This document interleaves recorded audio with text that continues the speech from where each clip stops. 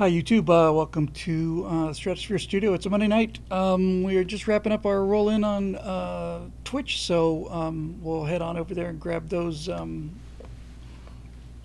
rapscallions. Hang on a second.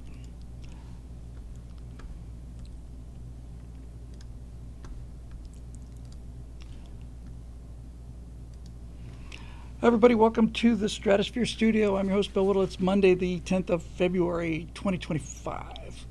Hope everybody is doing well. Not any breaking news of any magnificence. It's fairly open up the show with. I'm having a devil of a time. Oh, another cool shirt. Thank you. We got this little embroidery thing going here. Having a devil of a time trying to keep up with Donald Trump. Every time I think I've got a show angle done, it's like something new is happening, and I mean, we just can't believe it. I mean, I can't believe it. Oops, I know a lot of people are kind of feeling that way. It's just moving so fast. Thank you for the kind words. Yeah, I was looking for a different look than the t-shirts, you know. And I saw these and I liked them, and I've got about 20 of them, so we'll trot them out. I think I'm going to wear these for Story Mechanics. Solomon Abel says, did I see the recent Trump presser? No. If you take your eye off the ball for, you know, the time it takes to go make a sandwich, some new department is being dismantled. So let me put my glasses on here. It's too much winning. What happened at the recent Trump presser? Gave a deadline of Saturday for the hostages. Now we'll see. Eric wants to know how good am I at bowling? I'm okay in bowling. I've hit 200s once or twice, you know. But I don't do a lot of it. I hurt my neck when I was in the gym in '93, and sometimes it really throws it out. But I love it. I love doing it. It's really fun. I just haven't been in a long time. There's something very, very satisfying about bowling a strike. Yeah, it's definitely a bowling shirt. It's just, I don't know. It's just something different. I think the collar looks good. It's not too formal, so I think it's going to be pretty cool. Yeah, Castellan says Trump needs to start defying these illegal judge stays. This is one of the problems in our system, where a judge anywhere, essentially, one judge can stop the executive branch or the legislature, just stop the will of the people. Some judge just issues a cease and desist order, or whatever you want to call these things, an injunction, I guess, and then everything just grinds to a halt. It's like, no, it's ridiculous, and I don't know why this continues, but it's really got to stop, because it's just, you just can't run a country that way. They're trying, of course, to constantly delegitimize Trump. One of the reasons why they keep attacking Elon Musk, he's unelected. It's like they want to go to that because they can't face the fact that Trump was elected, and so when they say Elon is doing it, the Time magazine apparently put Elon behind the Resolute desk and implied that he's the actual president of the United States. I don't know about you guys, but I don't feel any sense that Trump is working for Elon. I know this is it's all about two things, really. It's about delegitimization, and it's about cope. And the cope is the idea that they are outnumbered, 4-1 is unbelievable to them. 5.92 of the super chat says, Dem screwed up bad with that 2020 tomfoolery. They gave Trump an extra 4 years to prepare and assemble a killer team. 2025 and 2026 are going to be great. Yes, and he doesn't show signs of slowing down. But what they're basically have done is they have portrayed him as such a monster. You know, they went right for the nuclear weapon. He's Hitler, he's Hitler, he's Hitler, he's Hitler, Hitler, Hitler, Hitler. All of his supporters are Hitler. So they have to oppose him and everything. And Trump's genius is, I know, I'll pick something that 4 out of 5 Americans, 80% of America wants. So he does. 4 out of 5 Americans want the government audited and want to cut waste and unnecessary spending. 4 out of 5 Americans want illegal criminals deported. So he picks that issue, and then the left automatically opposes him. So he lands up on a 4 out of 5 issue, and they end up with a 1 out of 5 issue. He takes the 80, they take the 20. And it's a ratchet for his personal popularity, which continues to grow, because the more you do things that Trump's popularity is just above 50% now, 53, 54. It's probably higher by now, but it's probably pushing 60. But let's just say it's 50. If he's got a 50% personal approval rating, but he keeps doing things that 80% of the American people like, then his approval rating will eventually hit 80%. If he keeps doing what the American people want, and this quickly and energetically, it's just a done deal. So, does anybody know what the story on RFK is? Is he got out of committee, right? And he's now facing the full Senate, because he's gotten everybody he wants so far. I just didn't get the latest on what the RFK nomination is. Is that the situation? Because everybody got through, Democratic popularity is currently 31%. Tulsi and RFK are both in full Senate at the moment. Okay. Well, I hope he gets all of them. I'm hopeful. I think if he's got the vote to get one, then he's got the votes to get all of them. So, and it's a near thing, man. It's a near thing. It looks like they will. We don't need any Democrats, right? We just can't have any defections, or we can have 1 or maybe 2 with J.D. Vance breaking the tie. Ours are +4. Then, you can count Murkowski and that other dude, but you get the idea. Been watching a lot of macaque body cam videos in my bitchin' Camaro as I drive to the vet to pick up Bean earlier today. That's for all the bingo players out there. Bean is slowing down. He's, when pets go,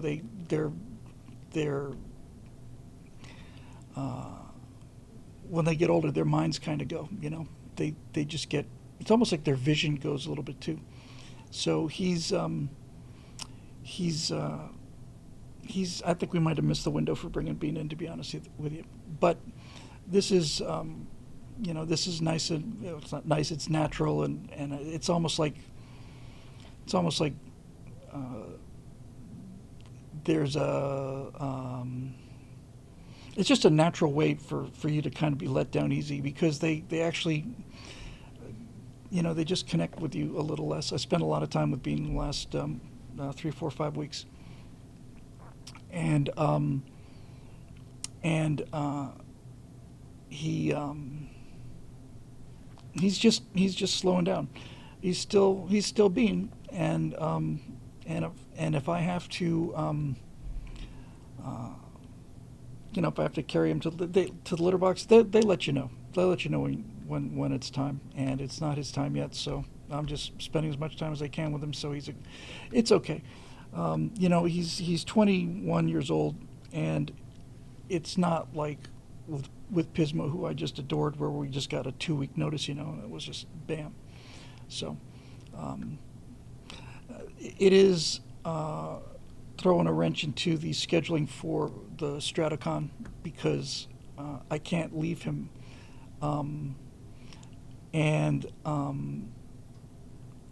I can't leave him with a sitter.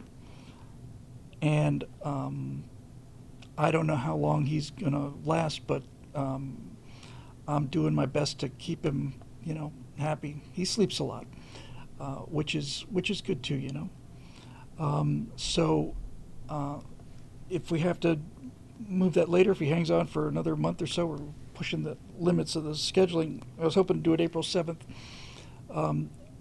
but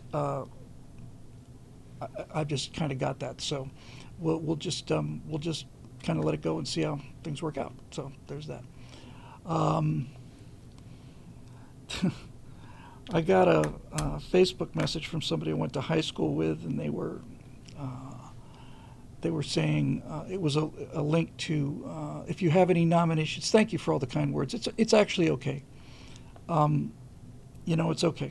It's I thought, he when we found out he had diabetes, he was in such bad shape, and that was 7 years ago. So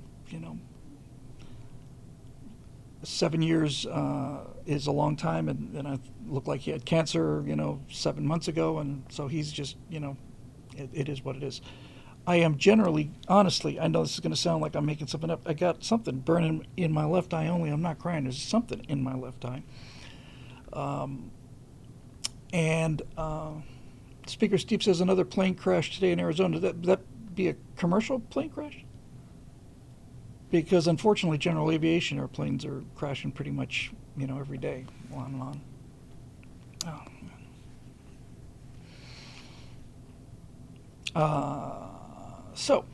man. Anyway, yeah. So back to the country. I had seen reports, a couple reports where people had said that word is that there is no education department anymore. Two mid-sized jets collided. Oh, on the ground. The fatalities? Commercial. Okay. This stinging in the eyes is a result of dry eyes, and the dry eyes are a result of too much screen time.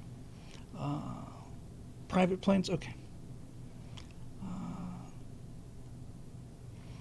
Steve Whoop says, I'm sure you heard there were 3,000 short on air traffic controllers and they didn't hire 1,000 of them because they were white. Yeah, exactly. Boy, that's a tough one to explain. I read it was a Learjet that skidded off the runway. Well, that's a pilot error problem. Regional jet and a business jet. Dry eyes like a doll's eyes. Okay, well, there are those kind of accidents happen, with quite a bit of frequency. I can't believe how much general aviation has dried up since I was flying, and since before I was flying, when I was, in the early 2000s, when I was a limo driver in the late 80s, early 90s, I would go to a restaurant, a 94th Aero Squadron, right by Van Nuys Airport. And there would be a line of 6 or 7 Cessnas ready to take off on the small runway, and there'd be, 8 or 10 ready to take off on the big runway, just constant activity. Now I don't even see a plane in the sky over Van Nuys, and Van Nuys is at least it used to be, the busiest general aviation airport in America. So it's, I really think flight simulation has taken a lot of people out of actual flying. Lapco 92 with a super chat says, mom's cat that started kidney failure at 9 years. The vet suggested she be put down, but humored my mom and gave potassium pills and saline IV to be done daily. The cat lived to 22 years before slowing. Yeah, I love stories like that. Hey, run everything in dark mode and have bias lighting behind your mind. That would help, I guess. Yeah, and the cost of flying, Darth Chuck the Merciless. It's not a cheap hobby.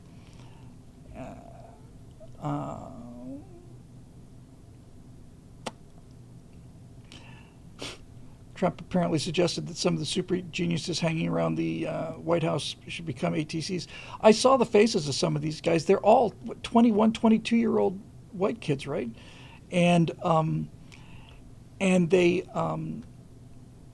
they are just tracking this stuff down. And if I'm the Democrats, I got to be terrified of AI and this, because this is the kind of thing that AI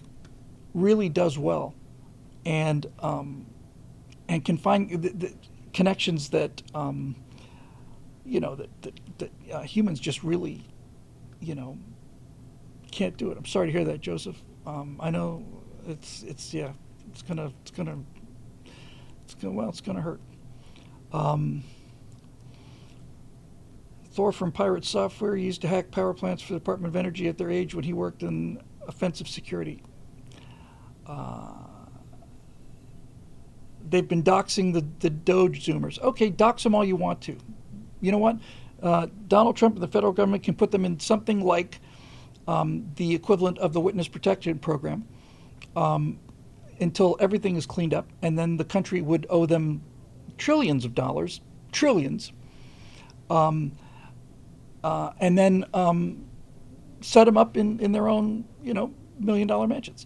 The idea that I paid for $10 million of Chelsea Clinton's mansion really makes me angry. And thank you for that, Sycopol. It says, Bill, your rant on masculinity made my year. I like talking about those things. Anyway, I didn't have any real pop culture topics. I was hoping to have a new walk-in for our friends over on Twitch, but I wasn't able to get to it. So, been busy.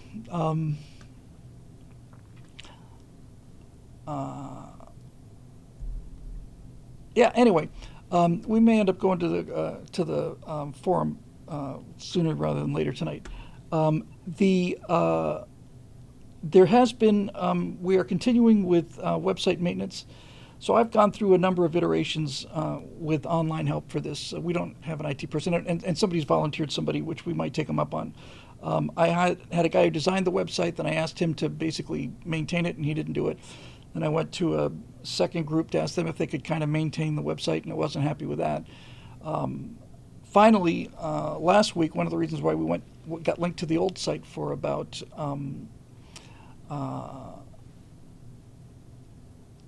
I don't know, 24 hours or something like that, was because there's a lot of dead plugins on our WordPress Word site. So instead of hiring a regular maintenance person, I put up a post for a guy to do optimization and speed. The old site was driving me nuts because it had a 9 or 10 second page load, which is insane. The new site was approaching that. It was 7 or 8 seconds, which is also insane. Hired a guy to do plugin updates and optimizations. He is guaranteeing in his contract that he'll get that to 1 to 3 seconds. And once that is in shape, we're going to stress test it with a couple of test memberships. I have to look into things like YouTube channel memberships and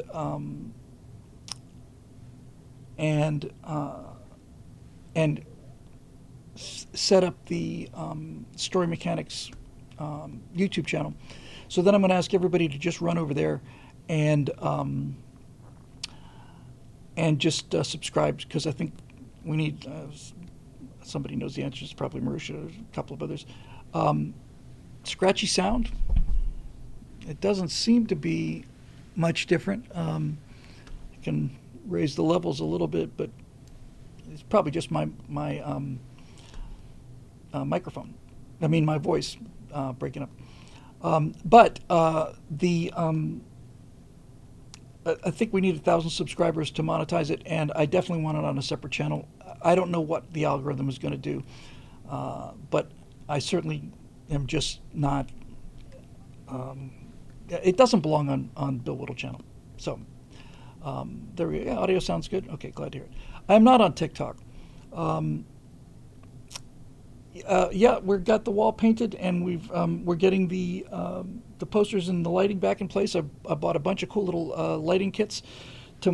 I've got to put pin spots on these cardboard cutouts, and so when I get it so that I can look at the monitor and see what I want, which I suspect will probably be tomorrow, then we will be good to go, and I'll start putting out some invitations and approach Mike Rowe first, and if he's got a long delay, I will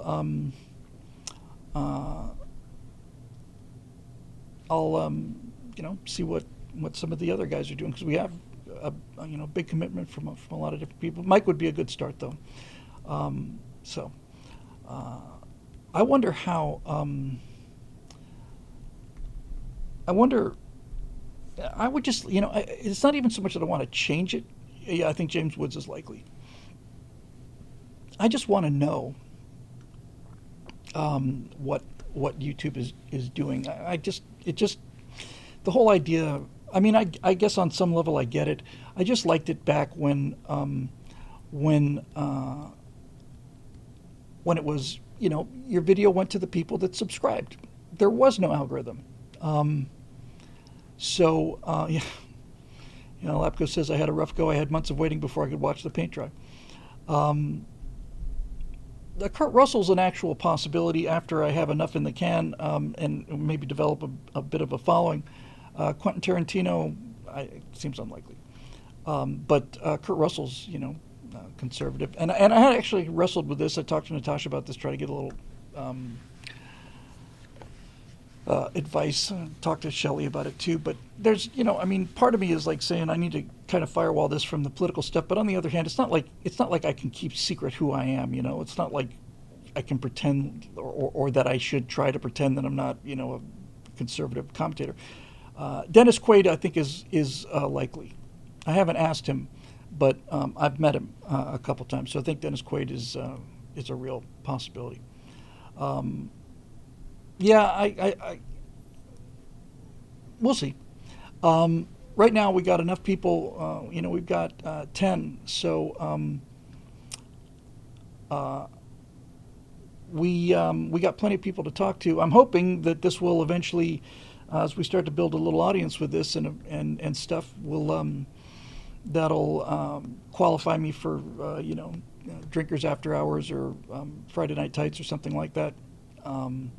Once we get some of these segments in the can and people can see what is what. So so anyway, we're looking forward to it. I think what I'm going to do is go ahead and check out the questions, because usually I've got some kind of news or some kind of something culture related, but I think tonight we'll just start on the questions and get through them all and see where that leads us. Get Neil deGrasse Tyson. I'd love to debate Neil deGrasse Tyson. I could not do that without. I could do it without being rude. Let me rephrase that. I could do it without being, without losing my cool. But I just can't stand the guy for. We've talked about just from a science point of view. Put aside the personal distaste. He's just a bad scientist. Yeah, Taylor Swift got booed. Donald Trump got cheered. Hooray!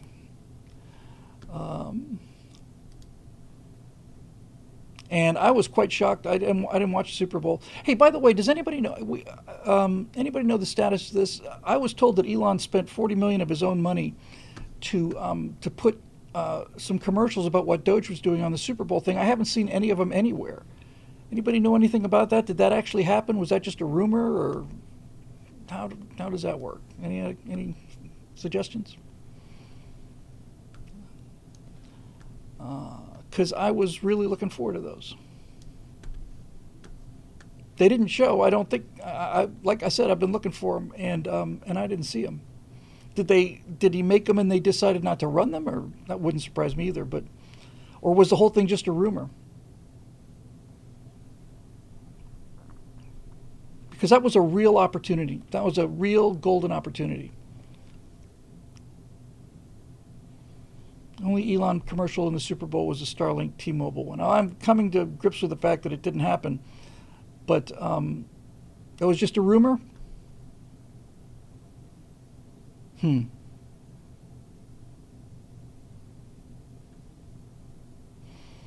Kesslin says nobody heard a rumor that Elon and a group have offered $95 billion for OpenAI. That's a big number. He started OpenAI to keep it open source so that it would, diffuse the threat of AI. And the first thing they did once they started to get progress on AI was they stopped making it open.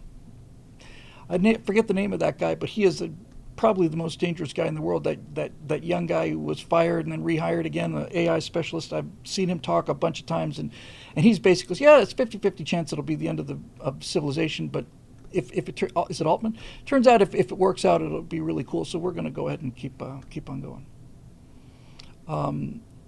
So yeah, Sam Altman. I don't know. Okay, so we got curated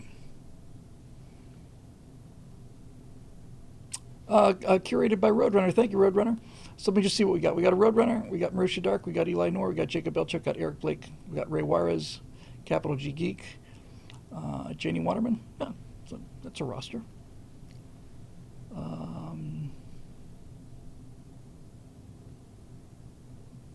Checking something.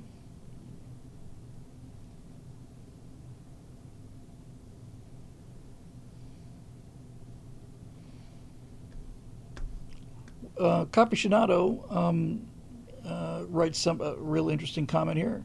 Article opening, and then it's a quote. The clock struck 2 a.m. on 21st of January 2025 in Treasury's basement. Fluorescent green lights hummed above 4 young coders. Their screens cast blue light across government-issued desks, illuminating their energy drink cans and agency badges. As their algorithms clawed through decades of payment data, one number kept growing: 17 billion in redundant programs and counting. We're in, Akash Baba messaged the team. All of it. They're not smart enough to keep these guys out. They're not smart enough. Joseph Belinsky says 40 million for Elon is probably 1 month's interest. I'd be willing to bet you it's closer to. I'm not joking. Somebody could do the calculations. I'll bet it's closer to 40 minutes income. He's worth. Isn't he north? Is he north of 200 billion now? Substack. Yeah, weaponized autism. These guys are amazing. Marusha Dark has pointed this out. She said that instead of measuring government spending in dollars, or at least waste, we should. That can't be right. Is that right, Castellan?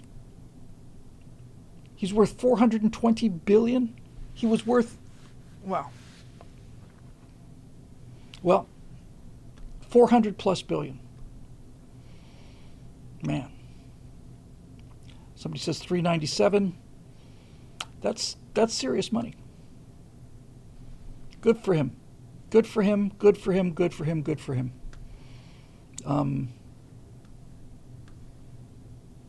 Good for him.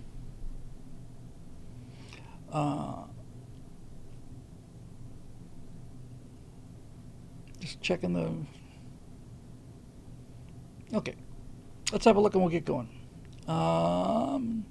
We're going to start tonight with Roadrunner. Greetings, friend Bill. Hello, Roadrunner.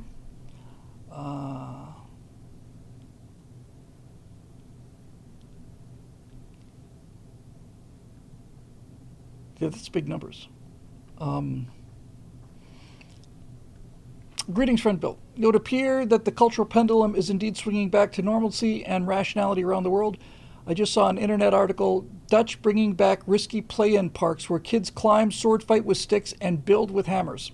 Oh, my Lord. We can't be outdone by the Dutch. That's wonderful. The premise is that children are being overprotected by spending too much time indoors, helicopter parenting, and not being able to spend time just being kids. The article's introductory photo is one of the old merry-go-round types playground rides that disappeared decades ago as being too dangerous, and that began our slow decline into near destruction. Saved at the last minute, as I always knew we would be. I just didn't know when the last minute was going to be. I knew we'd be saved at the last minute. I just wasn't sure if 2024 is going to be the last minute or not. The article states that while no one wants kids to get injured, the current overprotectiveness is keeping children from challenging themselves, losing the opportunity to develop crucial skills and social interactions of playing with others. This happened in Holland. Do you think it might just catch on here in the United States of President Donald Trump? Lord, I hope so. Me too. One of the things that's bounced across this briefly, I think maybe last show or 2 shows ago, we were talking about little boys climbing trees and breaking legs or breaking an arm or something like that. One of the problems with this idea that you don't want children to ever get hurt is that if they never get hurt, then they become terrified of pain and they become terrified of risk. And this safe thing, a lot of people sign off with "stay safe." It's like, don't do that. I don't feel safe. I don't feel safe. Good. You should never feel safe because you never are. And this safety cult of anything to avoid, I don't get it, man. Yeah, I guess that was a cool line. Dave Big Booty says, "Little boys bounce." Greatest chat from last week. They do bounce. And just playing like touch football. I mean, you could get banged up playing touch football. I used to play a lot of touch football. I loved touch football. In fact, when I got to elementary school from Bermuda and we played flag football, I don't know why we never went out and bought a set of football flags, because we played touch football all the time.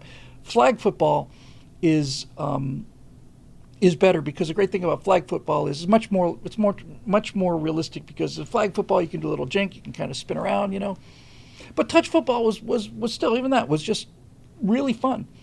And I remember, this is unique to Florida kind of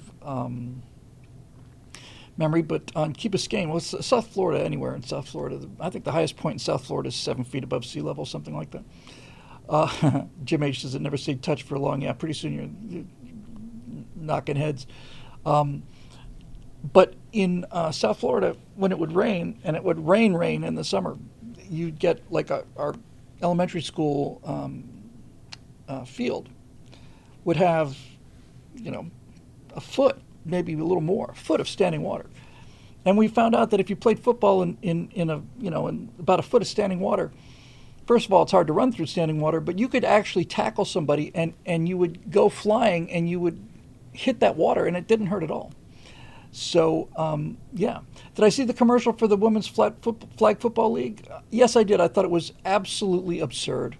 Just absolutely ridiculous. It was the most, forget about the fact that it was woke. It was just cartoony bad. All the high school guys, the high school, the lettermen, the football jocks, they're putting down this woman, and then this woman out jinx him, and it's like, sure. No, women's flag football, boy, can't wait. What a bad idea. Gerald Stewart says football in 4 inches of snow is great. I'll bet it's even better than in the water. Yeah, flag football is just nuts. It's fun for playing around. Anyway, point is, you can get hurt doing that. I think I might have actually. I'm not aware that I've ever broken a bone, but I might have broken a toe in flag football. I don't remember how I did. I want to say it was kicking. I might have kicked a football with sneakers and just kicked it directly on my toe in like a compression kind of thing, because that really hurt. But yeah, these things are great, and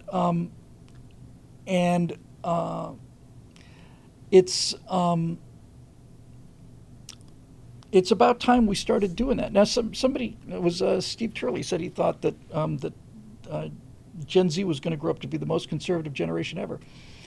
Gen Z or the Alphas or something, I don't know. It's possible. They're certainly, something's changing. The fact that Donald Trump was cheered and Taylor Swift booed is I think Elon Musk called it a vibe shift. But yes, I think we should have these kind of things, and I love the idea of having those. You know what else we don't have anymore is forts. We don't have forts. They used to have playgrounds that had forts. And I loved playing in forts. Remember forts when you would have like little log forts on playgrounds or something like that, or something, if you had a friend or something, you had a fort. We used to build forts everywhere. We built tree forts. We built underground forts. I should say I didn't do it. My friends did it. They dug a hole and they filled it up. They dug it so that it was 4/5 of the box was below the ground so you could sneak in and then go down. That kind of thing. It was awesome. I miss forts real bad. Yeah, Steve Whoop says we had a 6-story rocket prison. Was that one of those things shaped like a rocket with the ribs and stuff? That stuff was freaking excellent, and it was so much fun to play with, man. Yeah, kids keep getting stuck in the bars. All my forts are belong to me. Snow forts.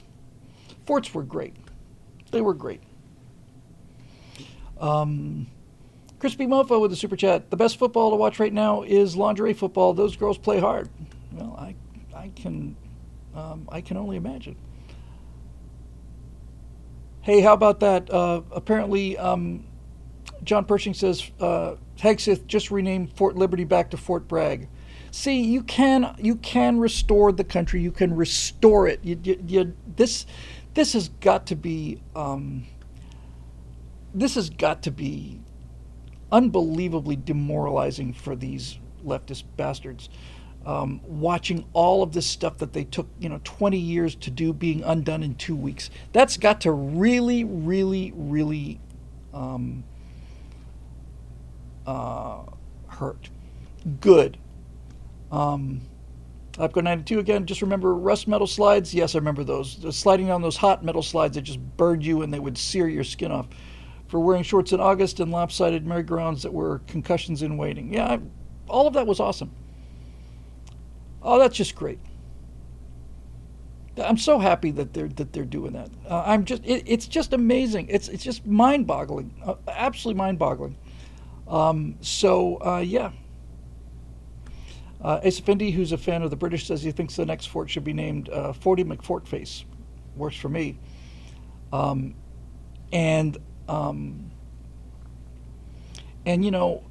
seen so much video. Jameson's travels for 4 years, during the nightmare, the years in Mordor, our walk through Mordor.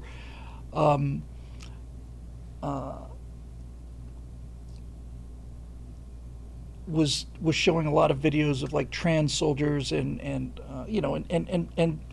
young women, black women came on and said, I didn't join the army to defend my country, to fight for my country. I joined to get the the health benefits and the debt forgiveness and all of this stuff. It's like, we don't need those people. I'd rather have a small military than have those people in it. But yes, forts and hammers and pegs and all kinds of cool things. Ropes, love it. Let's just do it. And we should go back to playing with mud pies too, because I remember playing in mud when I was a kid and thought it was the greatest thing. We'd visit my Aunt Marty's house in Pennsylvania. It might be on the bingo card someplace. And there was a little corner of the house with bushes, and we'd crawl into the bushes, and there was a little tap there, a little faucet.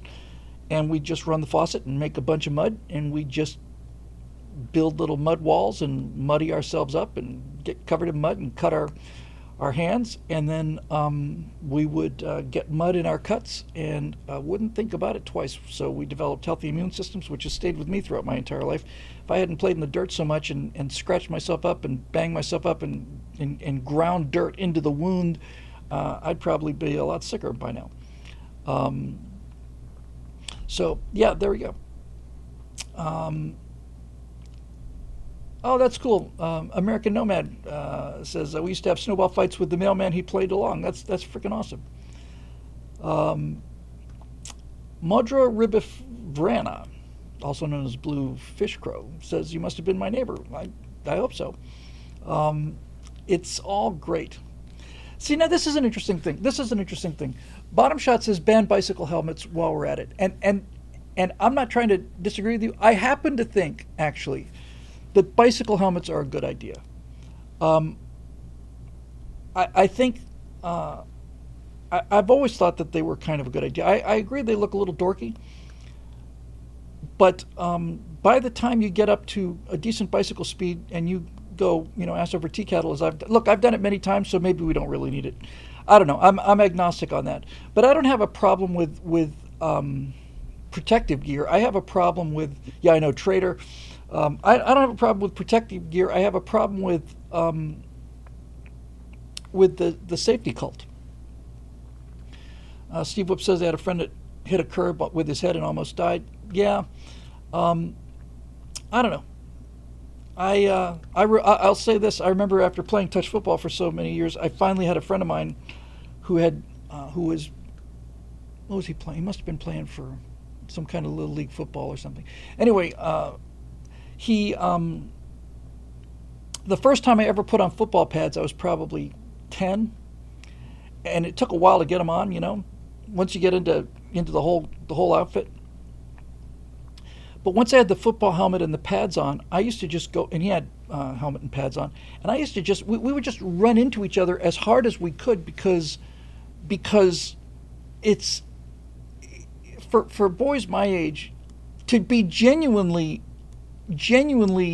indestructible, which is what you are if you're a 10-year-old boy in football pads.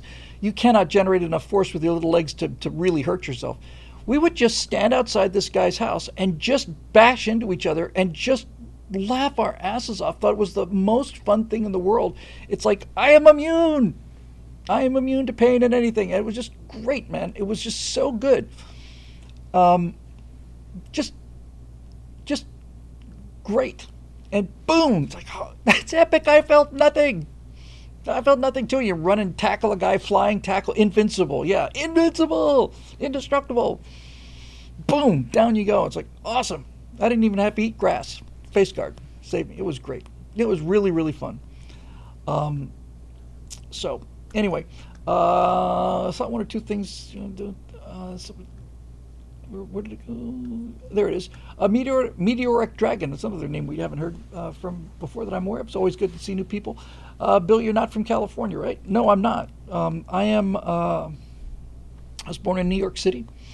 In I think it was called Central Hospital. It changed its name, but it was a big hospital in Manhattan. Born in Manhattan. And lived in across the river, across the Hudson in West New York. I lived on Boulevard East, West New York, New Jersey. I went and visited, 10 years ago now, more than that, 13 years ago now. It's hard to believe. And found the old place, and it turned out it was just, quarter mile from where the Aaron Burr, Alexander Hamilton duel was. So right there. And I remember my dad used to drive down and with me in the car, and we'd go drive down this. It's on pretty high bluffs, and there were a couple of roads that would go down, and we'd just go down at the bottom, and we'd watch the trains. I just loved trains. I couldn't get over them. The trains were great. It's the first toy I can ever remember getting is an electric train. It just really, well, I remember getting flippers and a mask and snorkels before the electric train. But the electric train was 3-rail, big one. It wasn't one of the little ones. Yeah, it was. New York City. Yep. Yeah, Weehawken, right across the river there. But it was West New York, not far from Palisades Park, which I went to all the time and which I thought was absolutely epic. But we left for Bermuda when I was 3, so I remember looking out the window. I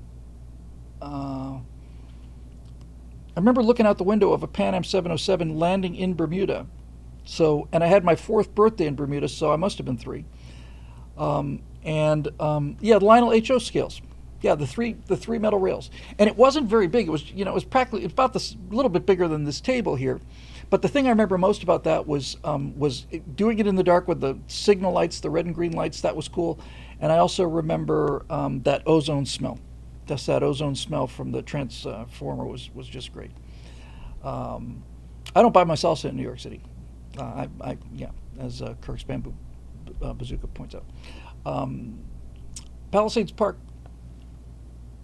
Now, Palisades Park was an amusement park in New Jersey. And it was great. And I loved Palisades Park. And anyway, then I lived in Bermuda between the ages of 4 and 12. Actually 4 and 10. We came back from Bermuda to South Florida in 1970.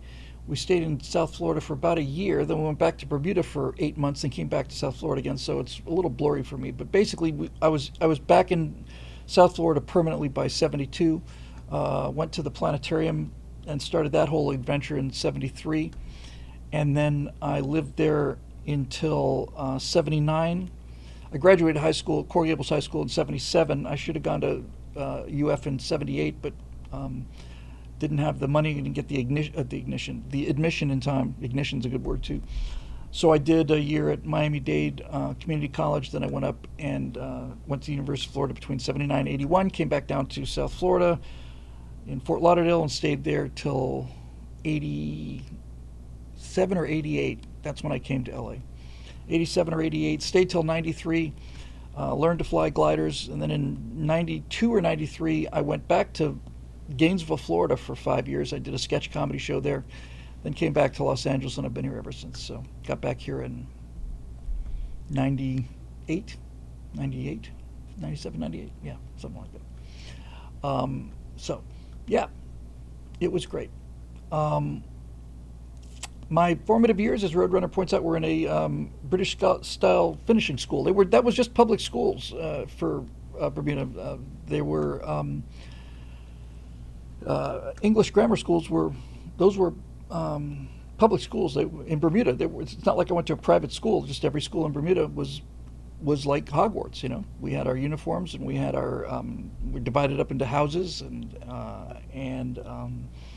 had our school blazers and our school ties, and I loved it. And we got such an education. Jeez, it was amazing.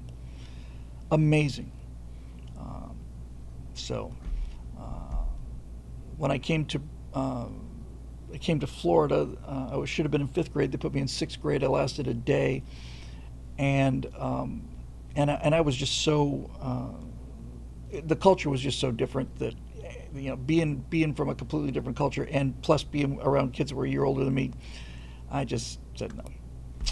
So yeah, it was 5th grade when I first came over here, and then I went to to Shenandoah Junior High in Miami. I went to Ponce de Leon Junior High for 2 years. It'll be 8th and 9th grade. Worst year of my life was 8th grade by far.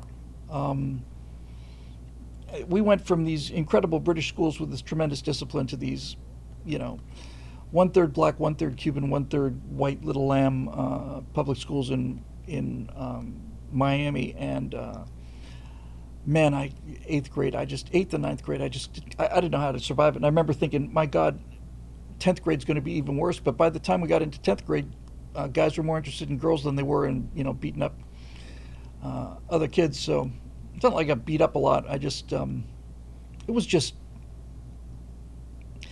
threatening, man. It was just a constant threat of violence. That's what I remember about 8th and 9th grade. Junior high just sucked.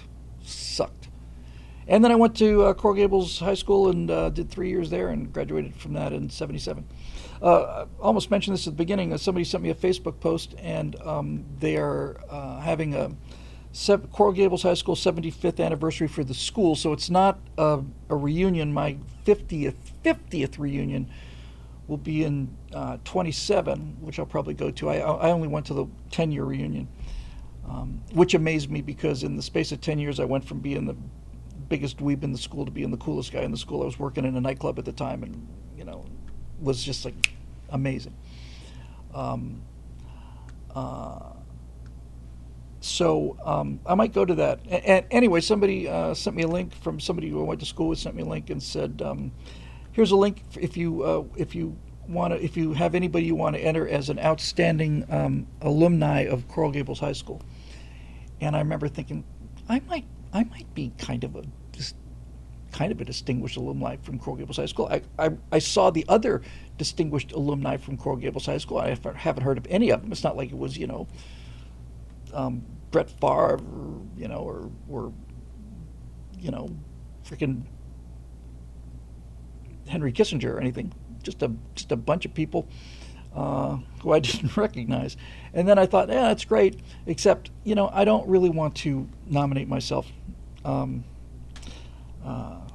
It's beneath me. It's an affront to my dignity. Obviously, I shall wait until the school calls upon me, and then I will decide whether or not I shall get up off of my laurels and grant them the honor of making me a Coral Gables High School distinguished alumni. I might just do it just for the giggles. Actually, I've been thinking. Darth Chuck the Merciless, sorry, just real quick, said got really good at painting with an airbrush and very, very small brushes. 1/72nd scale cockpits are not easy. I built more 1/72nd scale models than I'll bet you most people, and I got real good with an airbrush too. I was never good at painting the small details. Didn't have the patience for it, but I built a ton of 1/72. I bet I built 30 1/72nd scale F4s alone over the course of my life.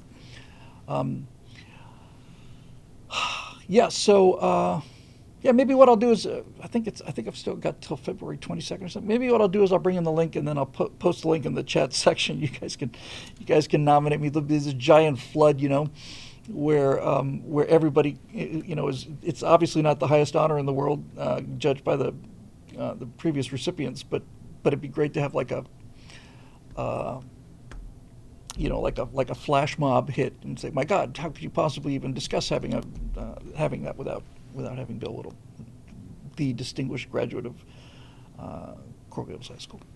Went to school the same year as a guy named Roy Seekoff, who apparently became a liberal commentator. I haven't seen much of him, but apparently he's out there. So that was kind of interesting. Maybe we'll have ourselves an old-fashioned debate. So we'll see. That's right, exactly. Eric Blake has got it exactly right. It's like Adam West said, I don't want to call undue attention to myself. The greatest moment in Batman. Okay, moving on. We got Marusha Dark here. Topic, The Room. Steve Whoop has posted a link to something. Oh, okay. That was something I wasn't really tracking. This is something for somebody else in the comment section. Topic, The Room. Just watched The Disaster Artist this weekend, and since it's a pop culture night and you're a theater kid, I was wondering if you had any insights about the cultural phenomenon that was Johnny Wiseau and The Room. Also, is it just me, or does James Franco play a pretentious D-bag in every one of his movies? Yes, he does. He does play a pretentious D-bag, and apparently he kind of is one. But I like him. I liked him a lot in The Legend of Buster Scruggs. I like that movie a lot. That movie was actually very, very moving. Yeah, I'm one of those people who look at Tommy Wiseau and I have really mixed feelings about Buster Scruggs. Yeah, I have mixed feelings about Tommy. My first reaction is most people's first reaction, which is kill him with fire, and then it's like, I think, no, the guy made a movie, man. He wanted to make a movie, and he went out and made a movie. And I've done that. I've made a movie that wasn't quite as bad as The Room, but I made one that was really pretty bad.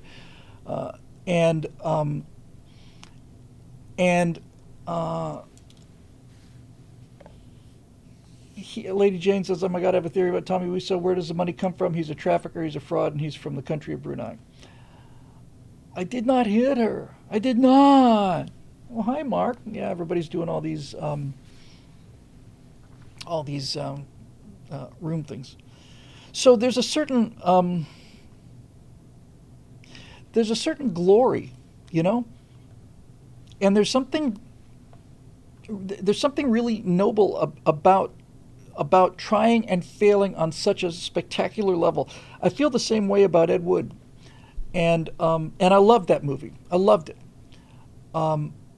There's something really noble about it, and there's also something that just fascinates. It's always fascinated me because it's the same dynamic. Well, it's the Dunning-Kruger effect, right? The Dunning-Kruger phenomenon says that the less you know about something, the higher you rate yourself in it, and that you really, as you learn more and more about any given field, you realize how little you know and how hard it is to be really excellent at the field. And so Dunning-Kruger is why you'll see like auditions for American Idol or something like that, and people come in and they're just awful. And you just say, no, this surely you're getting trolled here. It's like, no, how could they possibly think this is good? They do think it's good. They really, really think it's good. And WISO is so unbelievably awful in that in itself is actually kind of interesting, how you could be that deluded, that diluted. I have the opposite of the Dunning-Kruger effect. I'm way too critical on things, and if I don't think I've got something really like nearly perfect and brilliant to say, I don't say anything, which is a gigantic mistake. Should be doing a lot more, and that kind of perfectionism can really be your enemy. But it's all in the details. I've mentioned this so many times on this show, but there's a scene in Ed Wood where Ed Wood is sitting down, and he's at Musso and Frank's, I think. And he's just had a big setback, and he goes to get a drink, and in the next room is Orson Welles, and he sits down and talks to him. And there's the greatest film director who ever lived, arguably. I don't know how this is going to start everything again, but he's certainly up there. I think Citizen Kane is the best movie ever made. And the best director and the worst director, and the question is, what's the difference between these two? And the question is, the best director spends 3 days lighting a single scene, and the worst director carries a girl through the door, and it's a flat, and she bangs her foot, and the door just goes woggle, woggle, woggle, woggle. And he's like, print it, no one will notice. It's the details, man. It's the details. So, there they go. Anyway, I really respect Tommy Wiseau, but I almost said I don't like him.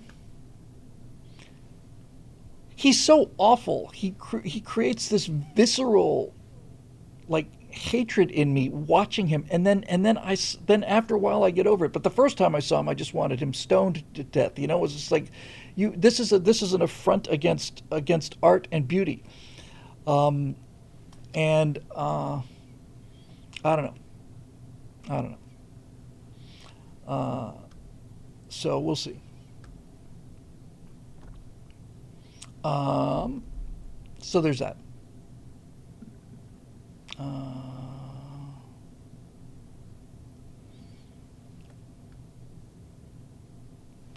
David Booty says the director of Bohemian Rhapsody spent a week getting the proper placement and quantity of Pepsi cups on Freddie's piano at Live Aid. That counts. That counts. I don't know where Tommy Wiseau's money comes from, but I'll tell you one thing, Janie. He didn't spend a lot of it on the room. That is a low budget movie, and I made a low budget feature film, and it was not good, and that would be 85, and it was not good. It's the only feature film I ever got financed because my debate partner was a banker, and he did spend a lot of money on it. Well, in any event, it's one of the great ironies of my life that the only feature film I ever got made was the worst script I ever wrote by far. I had to write it in 2 weeks, or else the money was going to disappear. I had 10 days or something, and it was not good. I had just seen St. Elmo's Fire, and I just kind of wanted to write a kind of a, kind of a coming of age. It was St. Elmo's Fire in the theater department. And it was just. I still have nightmares about it. I genuinely do. Yeah, Doom and Quake. I played a lot of Doom and Quake. I played it all. Played all the Doom and play all the Quake. So anyway, that's that. Okay. Moving on. Eli Noor. Hey, Eli. What type of technology do you believe will be used in the future to defend individual soldiers against drone swarms? Are we looking at electromagnetic pulse defense, incendiary weapons, radio frequency jamming, microwave emitters, or something different? Personally, I'm rooting for something with magnetic pulses because it reminds me of the Robot Spy episode from Johnny Quest. I've looked at a lot of combat footage from Ukraine, a lot, and these suicide drones, they just crank them out and they put essentially a grenade on it and they fly it into individual soldiers. They have a bigger, more expensive drone that sits up and kind of conducts surveillance. They spot targets. Then in go these small drones. It's a guided hand grenade is what it is. And it usually takes 2 to kill a guy. And they fly these things into these guys.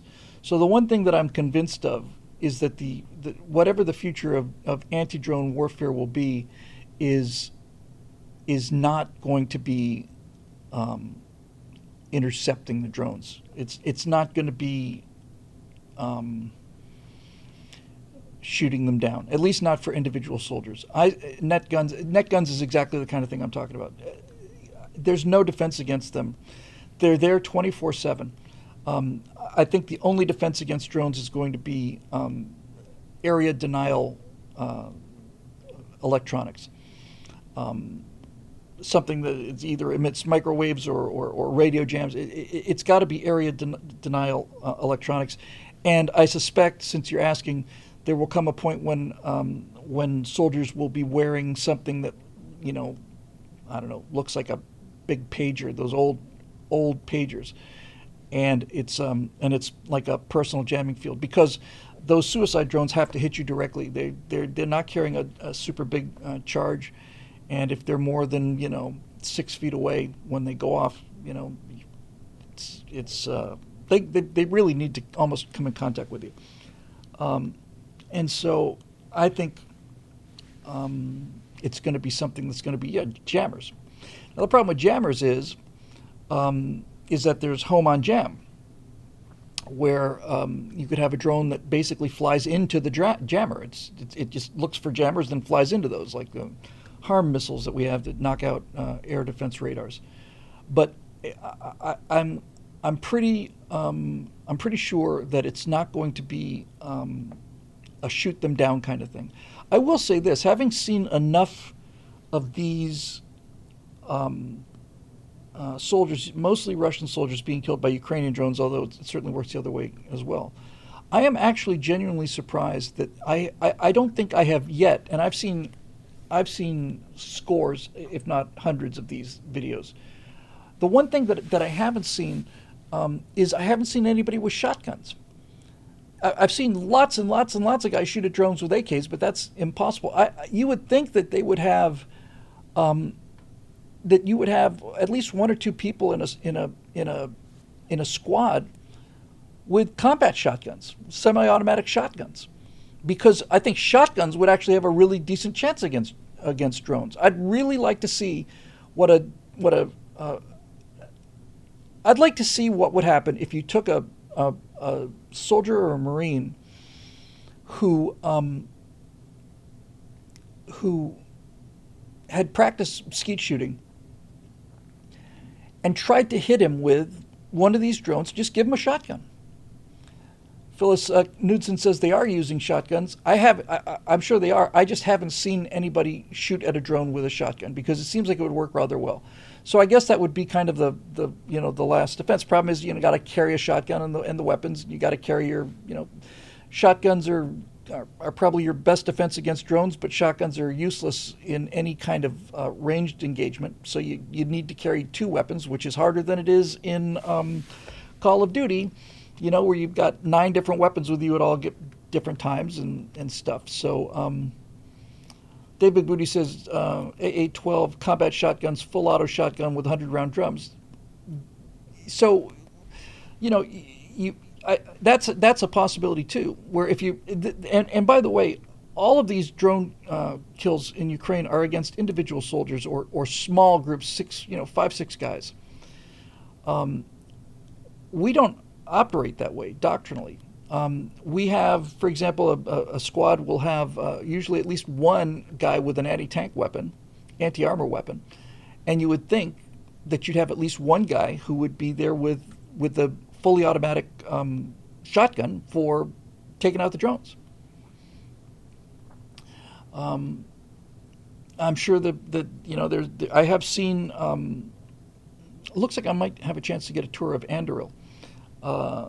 But companies like Anduril make microwave defense things that can selectively knock out drones. In other words, if there's 100 drones coming in and we have 15 drones in the sky, They can fry these things very, very quickly and at decent range, and just select the drones that they want to knock down. So there is definitely anti-drone warfare available, and the question is, drones just came out of nowhere, so it's taken a while. It's always the offense comes up with something, and then the defense, then the offense, then the defense, the offense, and the defense, back and forth, back and forth, back and forth. So you put air-to-air missiles on a jet, and then you shoot everything down, and then finally the other jets develop countermeasures. They develop jammers, or they develop decoys like flares and chaff, and so we haven't had a chance to let the drone defense even get on the field yet. Right now, if it were me, if I was going into battle right now, I would want a shotgun. If I knew there were going to be trenches there, I think if I had a shotgun, I'd at least have a chance. Of course, a lot of the drone kills are from high altitude, where they just drop, essentially mortar rounds. Looks like most of those are high enough so that the shotgun may not work. Although the higher the drone is, the more likely it is to miss, and the more time you have to get out of the way. So there's a lot of stuff in there. But this is why I'm so happy that Pete Hegseth got through, because Pete Hegseth strikes me as the kind of Secretary of Defense who's going to be working on anti-drone defense rather than something like the next generation air dominance fighter, which I'd like to have, but which is in real danger now. That's a whole other story. But it looks like the sixth generation fighter may be canceled because it's so expensive. But if I had to pick between a sixth generation fighter and an effective drone defense, and I shouldn't have to, should be able to get both of them, I would take the drone defense, and I think Hegseth probably would too. So, yeah. But I suspect that it's going to be area denial weapons, like something like a Humvee with a big old microwave emitter on it, or something like that. So we'll see.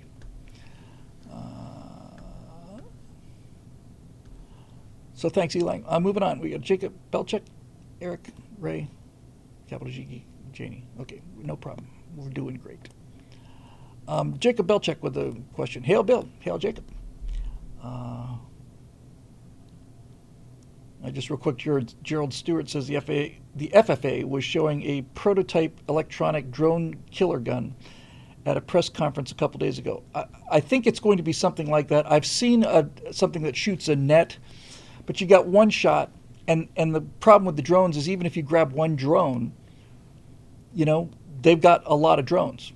That's the problem. So it's got to be something more effective than just shot a one-shot anti-drone net at something. I thought that was kind of ridiculous, honestly, as a serious solution to that. Okay, moving on. From Jacob, hail Bill. As the new atheist movement of the 2000 to 2020 starts to collapse, what do you think the viewing lens of the 2030s is going to be? I've never actually heard of the new atheist movement, to be honest with you. It seems like it's been atheist all the way down since I can remember coming to America anyway, in the 1970s.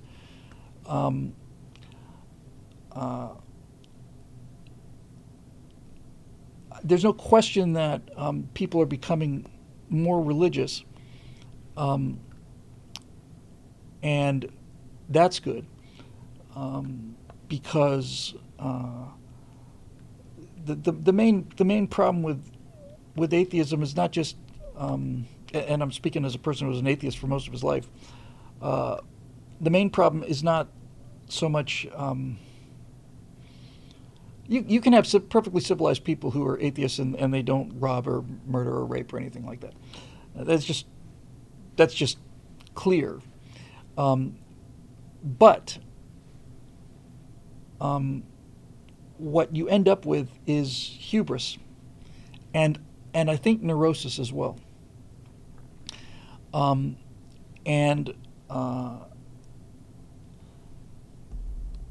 So people need meaning in life, and it's a human requirement the same way that food and oxygen is. And to pretend that's not true is just hilarious. What I think we're seeing is, with this collapse of this movement, is that, well, let's take Marisha Dark says the new atheists are Sam Harris, Richard Dawkins, Daniel Dennett, and Christopher Hitchens. So I know Dawkins and Hitchens. And I've listened to a fair amount of Dawkins, and I read The God Delusion and so on. So what they are proposing is unsatisfying. It's an unsatisfying worldview. Now that raises not just a question, raises the question. The atheist worldview is profoundly unsatisfying from an emotional and spiritual level. Of course, they claim there is no such thing as a spirit anyway. So it's falling out of favor because it's not delivering what humans need. But the big question is whether or not it's delivering emotional needs is not the point. The point is it true? That's the issue. Is it true? So during the decades of my life when I was a materialist, I thought that religion was essentially just to comfort people from their fear of dying, and I just decided, like as you'll hear many of the atheists say, just have to man up and accept the fact that when you die you're gone and that's it and there's nothing left, and so on and so on and so on. And I was fine with that. I wasn't fine with it, but like millions and millions and millions of other people who call themselves either agnostic or atheists, I just figured that was just the way it is, and there's no sense clinging to false hope and superstition and all the rest of it. And then along comes quantum mechanics, and so I came to religion through science. I was one of those people who probably would have said I believe in science, although I knew enough about science my whole life to know that saying I believe in science is a ridiculous statement. It's like saying I believe in scalpels or I believe in screwdrivers. Science is Carl Sagan was the first person that I'm aware of to market this kind of scientific humanism, to market the idea that science was a substitute for religion and a superior substitute in terms of its usefulness. Sagan would famously say, if you've got something to the effect of, if you've got, somebody's got bubonic plague, you can pray for them, or you can give them an injection of penicillin and see which one does better. Choose science. Choose science. Choose science, he said. And I bought that whole thing. And I bought the whole, the primordial atmosphere of Earth, hydrogen, helium, methane, ammonia, and you pass an electric spark through it, and amino acids bleed out down the sides, and I thought, okay, so we don't need it, and therefore it's Occam's razor says, it's all just one giant natural phenomenon, but. And that was the way it was until I started reading about the reality of quantum mechanics and the quantum experience. And once I realized that it's undisputable, it's proven, it's been proven experimentally so many times you can't even list it. And in fact, that the technology is built into everything, including our cell phones, for example. But once I realized that the act of observation changes the physical outcome of the world, and this is the essence of Heisenberg's uncertainty principle and all the rest of this stuff. When you observe something, it behaves differently. Once I realized that, then I said, well, then it's just then that's just a matter of the sophistication of the observer. And I don't know why other scientists are not able to pick this up, because it is magical. It is a magical phenomenon, and there's no other way to describe it. You look at something and it changes the outcome. The collapse of probability waves on with Schrodinger's cat. It's magic. Superposition is magic. Entanglement is magic. There's no rational explanation for it, but we know that that's how things work. And when it became clear that observing something changed the physical world, that's when Dawkins should have just said, my God, I'm wrong. Because now all you need is an observer of sufficient sophistication so that the observer can observe enough of the world to create matter into whatever shape the observer wants it to be created into. Now we're just a bunch of yard apes, but we're able to set up experiments where we can look at something on the quantum level and watch how reality changes based on our little, ape brains looking at it. So if observation changes physical reality, changes the structure of matter, then all you need is a profoundly sophisticated observer to think things into and observe things into existence. This is now where the best evidence for simulation theory comes in, and that is that we are beginning to understand that it appears that the universe does not exist when no one is observing it. It certainly not exist in the form of reality that we understand.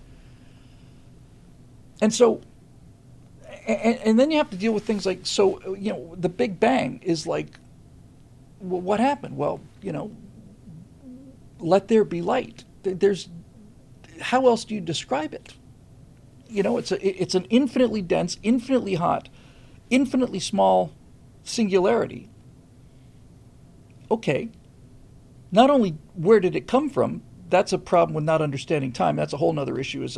I've dealt a lot with this idea that we are so blinded by our perception of time that we have to think that things have a beginning and an end, but that's just our horsepower limitations, a term I like a lot, where I think I coined the phrase. I certainly haven't heard it anywhere else. When I say we hit the horsepower limitation, there are things that we just don't have the neural connections to understand. A bird cannot fly an instrument approach, no matter how long you sit trying to teach the bird, or a chimp for that matter, can't fly it. A chimp cannot fly an instrument approach. You could train a chimp every day of its life and it can't fly an instrument approach. It doesn't have the neurons. And so there are things that a chimp cannot understand no matter how much time you spend with it. It will never understand calculus. Okay?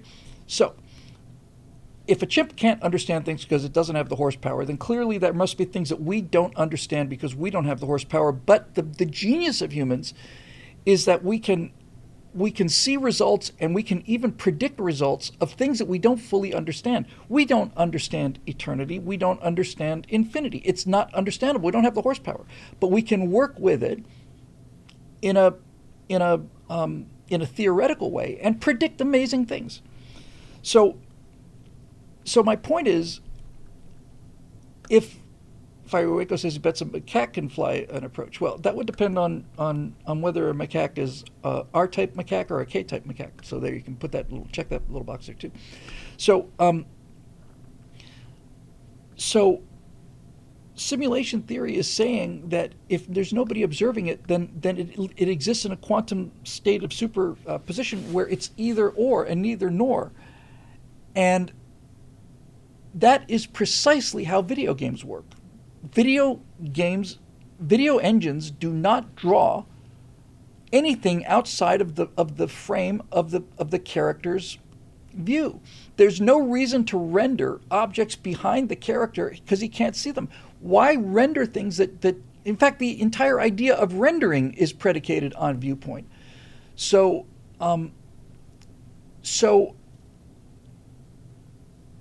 what this basically is showing us more and more is that if the universe does not collapse into reality, if it exists in a state of quantum uncertainty until somebody looks at it, and when you look at it, it then has to conform to the observer, and all of the quantum probability waves collapse, and it becomes the universe, or a cat, or whatever, then people say, okay, so we live in a simulation. And that is kind of a bleak moral world too. That the universe is a simulation. It's got a real harsh kind of a you know.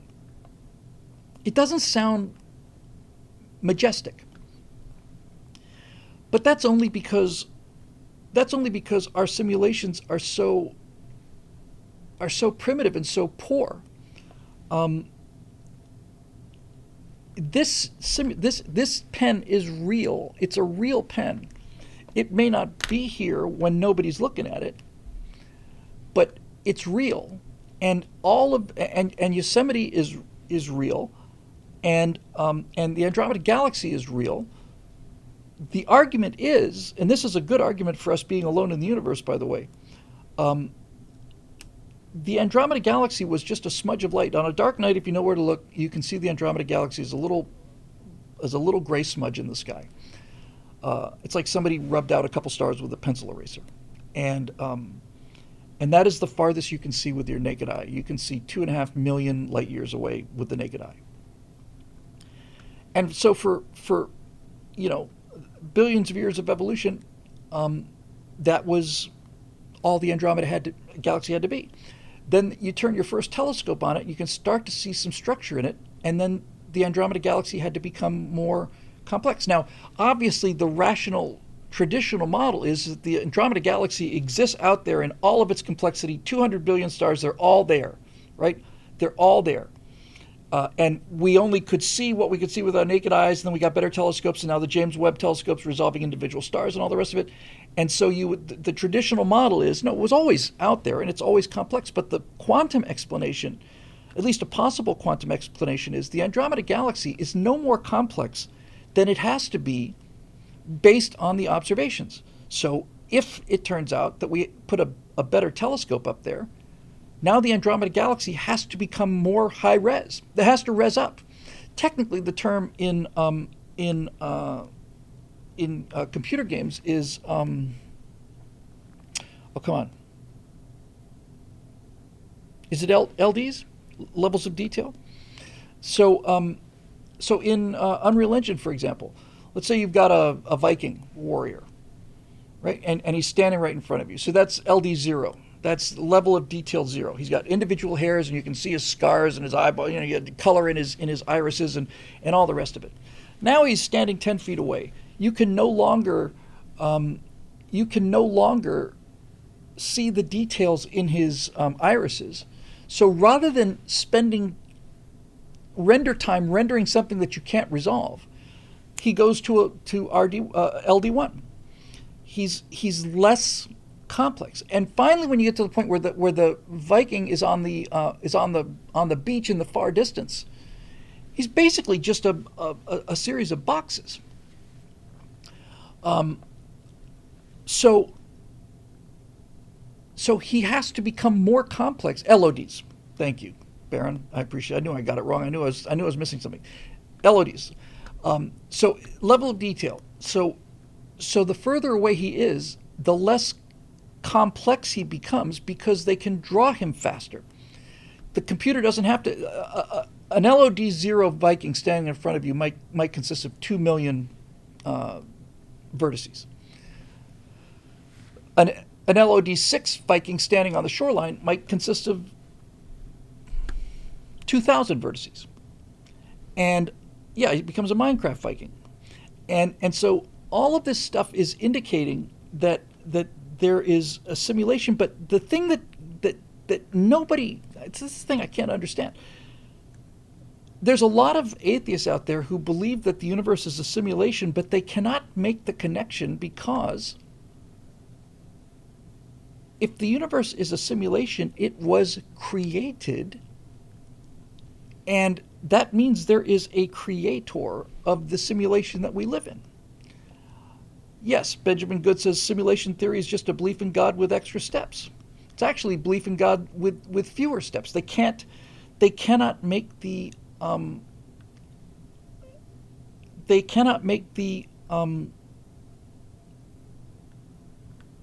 leap. Roadrunner, Dave Big Booty says no one saw the Chicxulub impact, or did it not happen? The dinosaurs saw it. There were billions of creatures on the earth that saw it.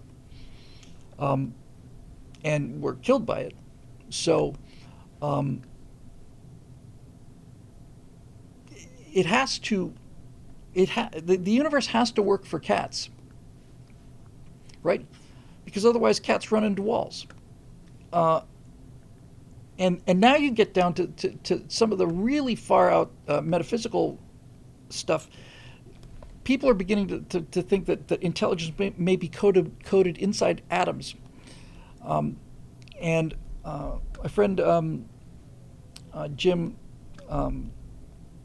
who's talked about this so much, says that we cannot place where where memories exist. He thinks, and I agree with him actually, he thinks that intelligence doesn't really exist in our reality, that our brain has access to intelligence.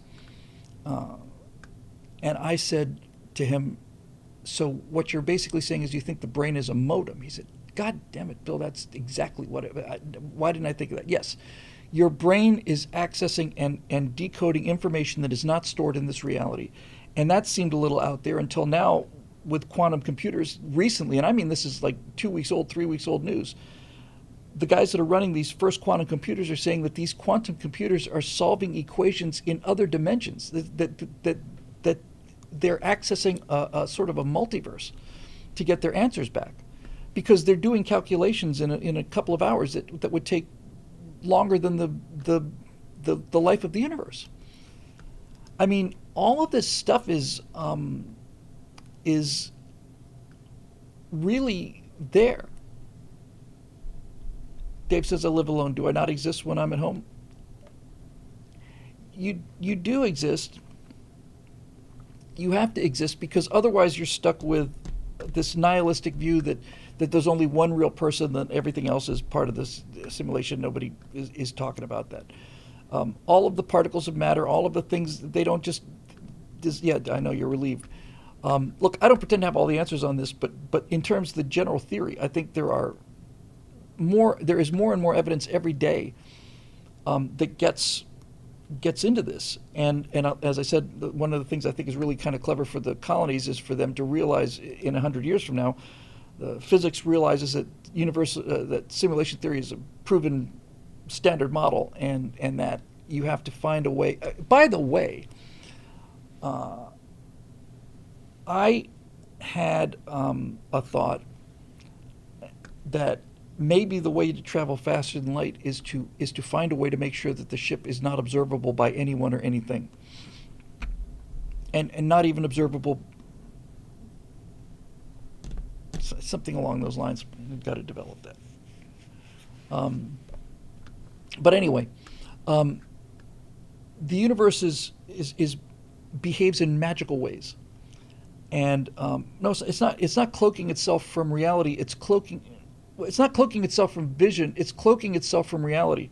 It's taking itself out of the observable universe and existing in a state of superposition where it essentially can just appear where it wants to. The question is, how do you do that?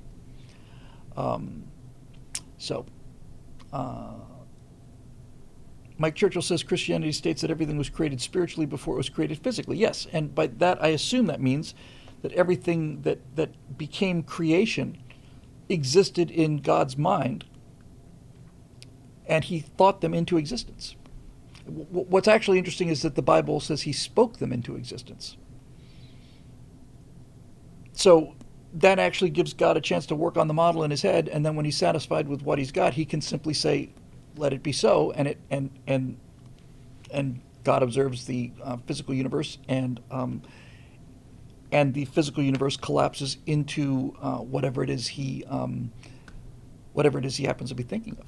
And by the way, if you've ever seen animations of how proteins work, and there's one protein that's like got legs, and it walks down this long molecular chain, and it drags this enormous protein with it. It's got two legs, and it walks down there.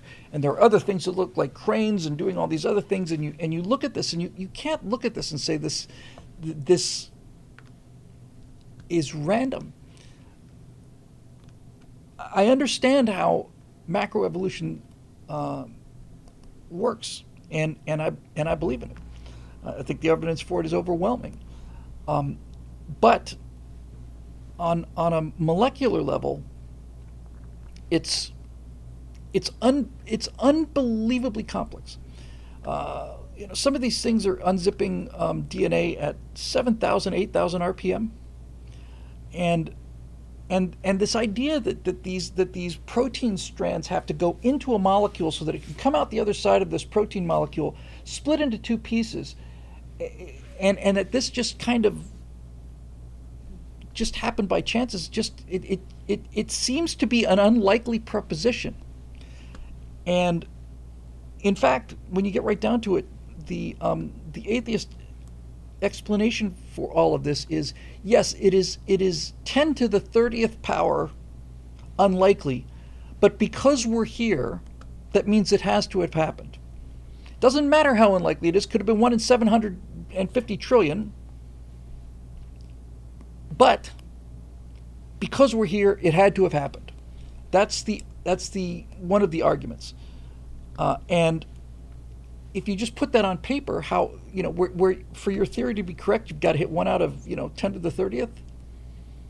That doesn't sound very scientific to me.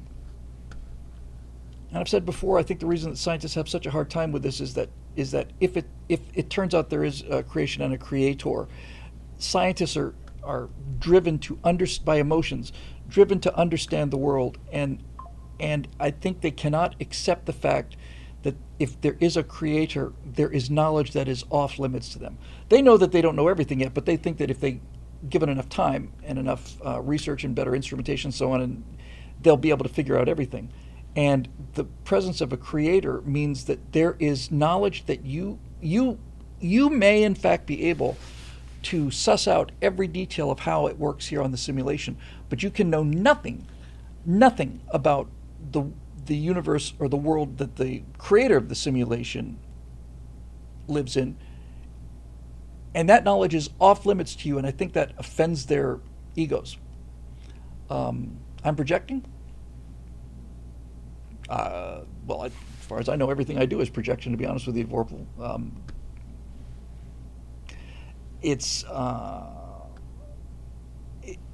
I've seen the dynamic, and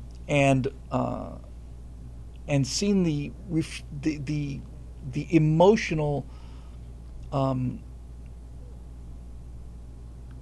resistance to the idea. It's an emotional resistance, and this business about using science as a substitute for religion. I don't believe in religion. I believe in science. That's not science.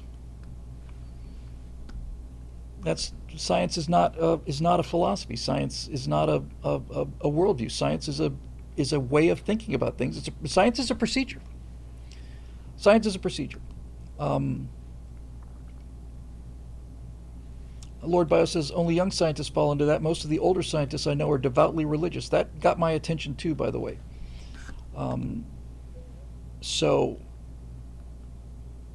yeah. So anyway, there you go.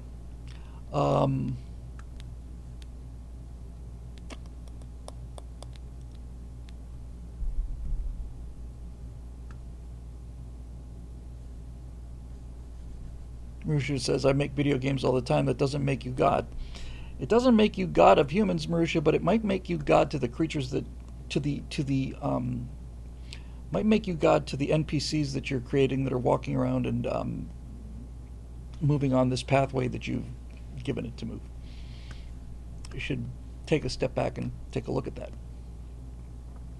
Eric Blake. Dave Big Booty says, science is a tool. People who use it as a religion are also tools.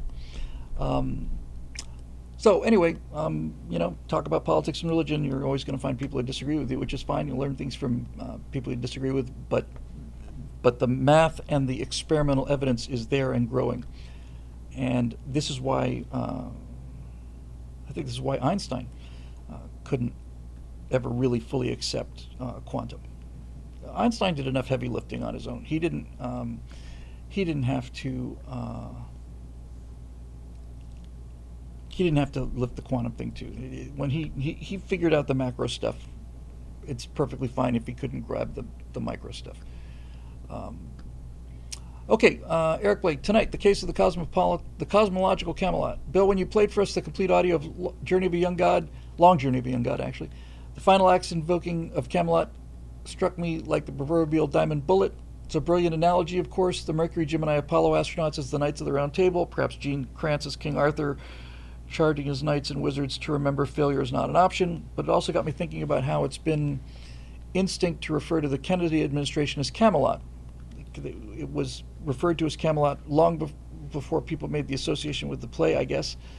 Well, maybe not. Maybe the play was running and people put two and two together. But it was a young, dynamic president. Eisenhower was by the time he left office, was an old and rather slow guy, although he certainly hadn't lost his marbles like other presidents I could mention.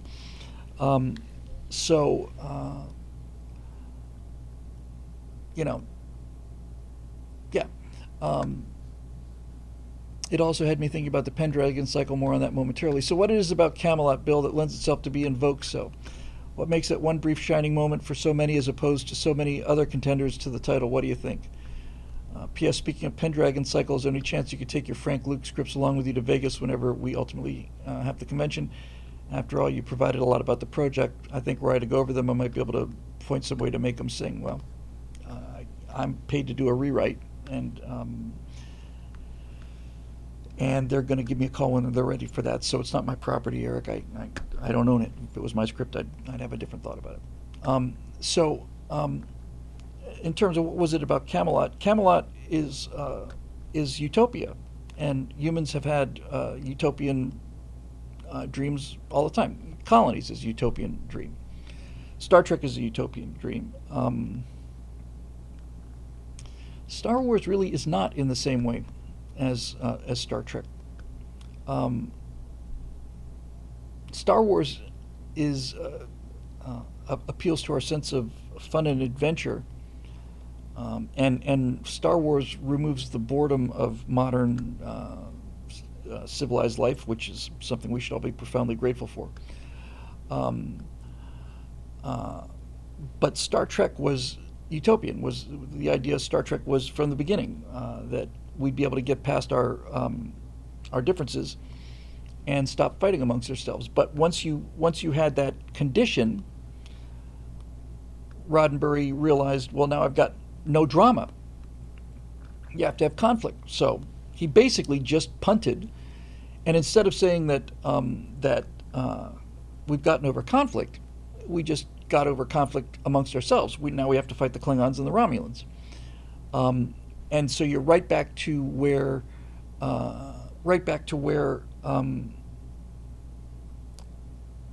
you were in the beginning. I don't believe that conflict amongst humans is ever going to, it's not going to disappear for a very, very long time unless we genetically engineer it out of the human gene pool. But the problem with that is, what would you have to engineer out? We have the technology to do this, or we nearly do. So you could basically say, we could engineer humans so that they didn't have an aggression response. We could engineer humans so that they don't have a territorial response. We could engineer humans so they don't have a jealousy response. You could engineer virtually all of the aggression out of people, but then the question is, well, what are you left with? This is one of the things that Star Trek covered. Was it Turnabout Intruder or whatever, the episode where Kirk gets split into two pieces, and one part is his base animal self, is his ambition and his lust and his anger and his aggression, and then the other Kirk was all of his wisdom and his reason and his but he was weak, and that's why the original Star Trek series, I think, covered no other Star Trek properties come close to covering that same level of existential issues as the original show did, I think. Enemy Within, thank you.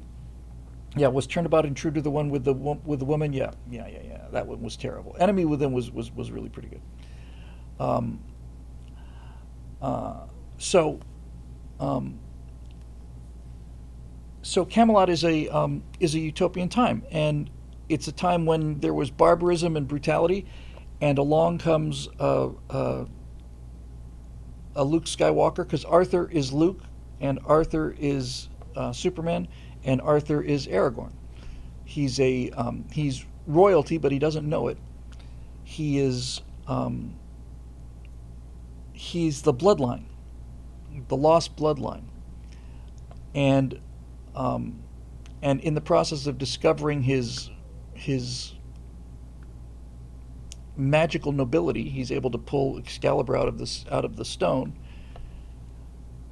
The royal bloodline is returned, and there is also a bit of a kind of a messianic sort of blood of Christ in the chalice, and the idea that Christ's bloodline returns. You know, that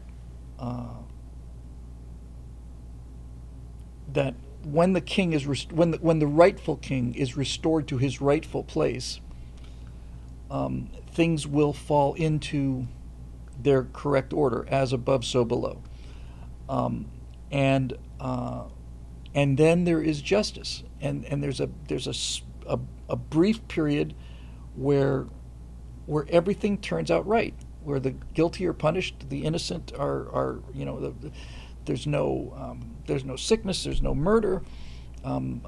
The strong wear their shining armor, and rather than using it to bash other strong ones and take land, they use it to protect the weak and the innocent.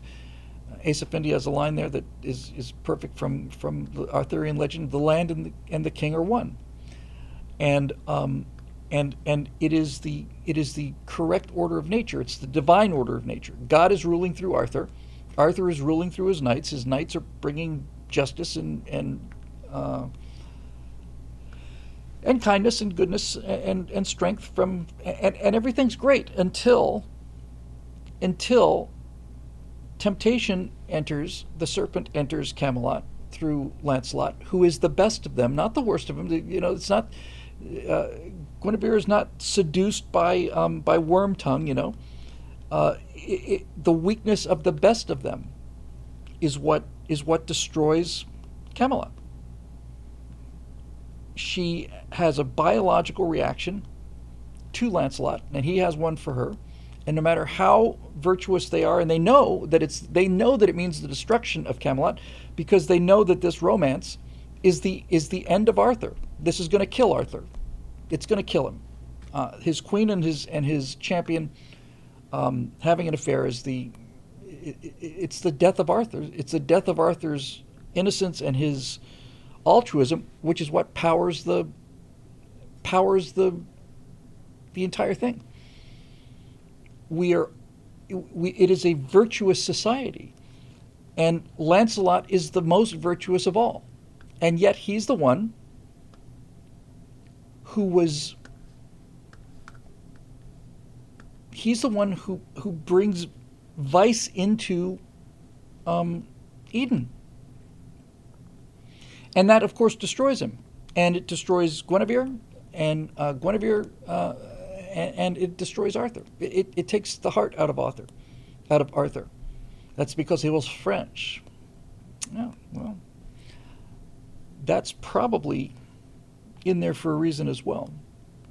And then you have kind of like all of these, I don't want to call them secondary characters, because they're actually in many ways more important than Lancelot, but then you have Gawain and all of these other knights who are genuinely more virtuous than Lancelot. They've got Lancelot's qualities without Lancelot's arrogance or his weakness or his overconfidence, and they go on a quest, and so Camelot isn't destroyed in fire; it just sort of falls away, and the knights errant go out looking for the Grail, and Percival, yeah, and others. So it just degrades. The golden age erodes away, just like what we saw before this rebirth. Galahad is who I was thinking of. Yes, thank you. Forgot about him. And so you could make the case that once this evil came into Camelot, Arthur's later knights, Galahad, Gawain, Percival, were much better than the knights that he had in the beginning, but the magic was gone. The innocence was gone. You can't believe in anything anymore if you can't believe that your wife and your best friend are not able to keep their hands off each other.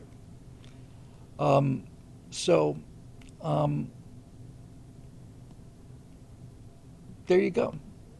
Yeah, I know a lot of Lady Jane says it just reminds me of Monty Python. That's because Monty Python did a beautiful job of obscuring it. But you know, and I have over the course of time found a few comedy teams or duos that I like better than Monty Python. Monty Python obviously changed my life. It was huge influence on me. I became a comedy writer. You know, I worked as a comedy writer. It's the first money I ever made out here in Los Angeles was writing jokes for a game show. So when we were making movies when I was 16, 17, we were just basically recreating Monty Python scenes, and that's what you do when you're a fledgling. You know, you just plain rip off stuff that you like, and then you begin to start developing your own stuff.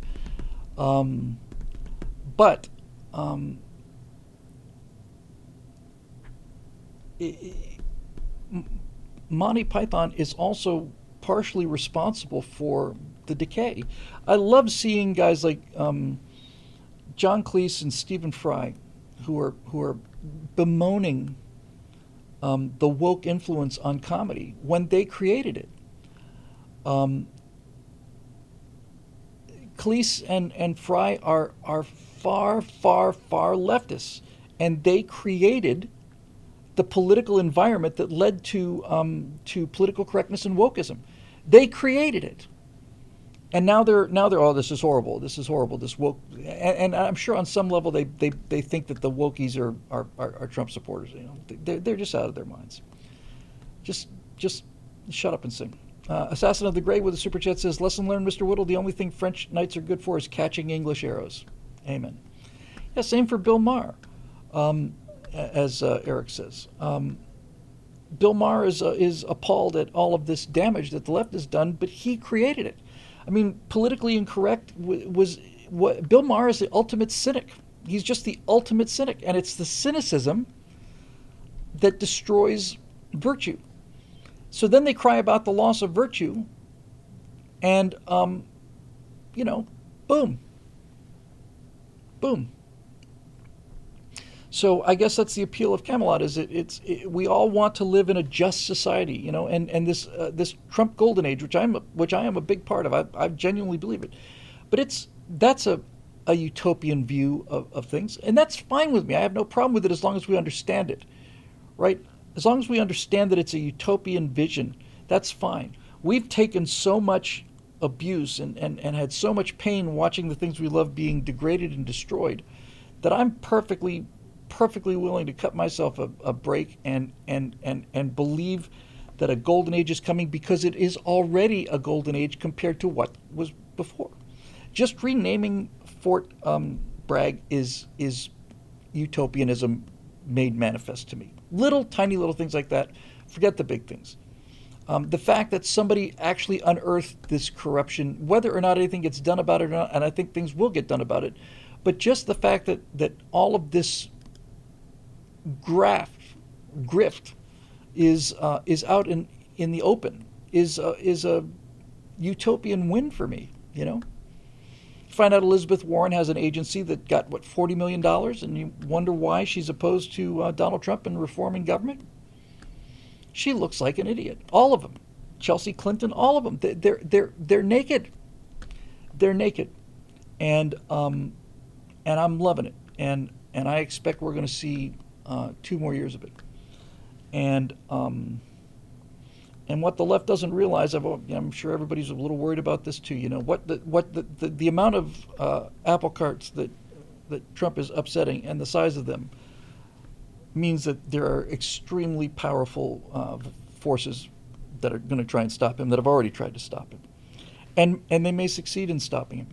But I don't think they'll succeed in stopping the movement.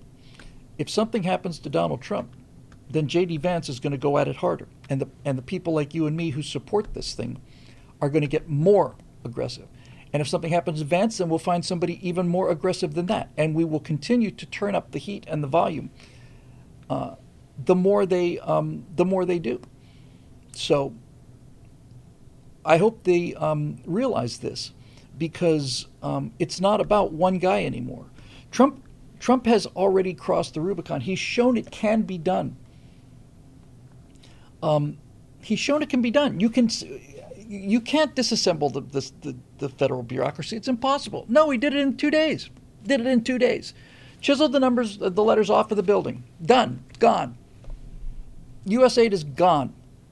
The education department is next. It could likely be gone. We thought this was impossible. He's shown it can be done. If something happens to Donald Trump, then J.D. Vance will pick up the mantle and body all the rest of them. It can't be stopped. And if they try to do it like that, then they're going to find that the replacements are going to be more aggressive about bringing them down, not less. They're not going to find somebody who's going to ease up. They're going to find people that are going to tighten down. And I am in the mood to run these bastards into the river. I've waited decades to see this. And Handy Toolboy says that Elon is serious about getting Ron Paul to audit the Fed. That is, if I had told you, even if I told you in October that Trump could win and that if he does, Ron Paul would in fact audit the Federal Reserve Board. That looks like that's going to happen. I believe that is going to happen. You would have said, no, it's impossible. It's impossible. Isn't Ron Paul like 89? He could be 89. He's the perfect guy for it. He's been calling them gangsters for his entire political career. And there you go. I think it's just fantastic. I think it's fantastic. So,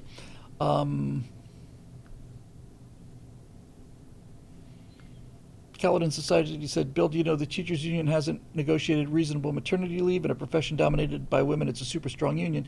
Teachers unions are why our kids are 37th or 40 now, or 50 in the world. They're the worst of the worst. And Trump has already said he's going to be doing vouchers. So, okay. And I want my money back. And when people are no longer, when people are like, we don't, not only do we want a tax cut, we kind of want our money back. Chelsea Clinton can return the $10 million that I have paid her for her mansion. I want my money back. I love it. I think it's great. So anyway, there you go. Wayrar is capital G Geek and Janie. Hi, Bill.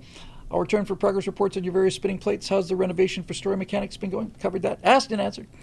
So that's actually should be done by certainly by the end of this week. Hopefully by Wednesday. Did you get OBS set up to easily multi-stream? No, I'm still doing on 2 streams. I have tried to deal with OBS, but to be perfectly honest with you, right now I'm also working on getting the website cleaned up, and then if the website is cleaned up and we're getting 2 to 3 second page loads instead of 8 or 9 second page loads, then I can see if there's any problem with the way the website interfaces with Recurly. Then I can update the website, put Hot Mic on there, and get that thing actually finished. How are Bean and Natasha doing? Natasha's oral surgery has gone better than anybody could have dreamed. She's doing fine. She's not feeling any pain at all. As I mentioned earlier, Bean is slowing down, and he's having trouble recognizing things. He's pretty much staying on the bed, to be honest with you. And he's real unsteady on his feet, and he's not going to be getting any younger. So this sense of like hanging with him or petting with him or talking to him and having him not be fully there is very much like with elderly parents, and it's the same phenomenon. They just go through it faster, like everything else, and he is he's letting me down easy, is what he's doing. That's what Bean's doing. You know, he's slowly getting me used to the idea of him not being there. So, how have I been physically and mentally? I have been on a weight loss jihad for 4 weeks, and I've only lost 5-6 pounds, and I don't know what to do about it. I am I've cut out sugars, I've cut out saturated fats, all these things. I've done it. And I would have thought the weight would be really coming off me, but part of that's, be 66 in a couple months. And physically I'm doing okay. And mentally I'm doing okay. I'd feel a lot better if we get our membership numbers up. And try carnivore. It's so right now I'm in a reasonably good place. I'm not running around with hair on fire like I have been at times. Thank you, Eric. I think that's the way it is. He's a dignified fellow, and he doesn't want me to see him suffering. So he's just Jenny says she lost 50 pounds. You got to walk. I've been walking too. 10,000 steps a day. Well, now that's impressive because I've been doing 4. 10,000 steps a day. I'll do it. I guess I just need to up the steps.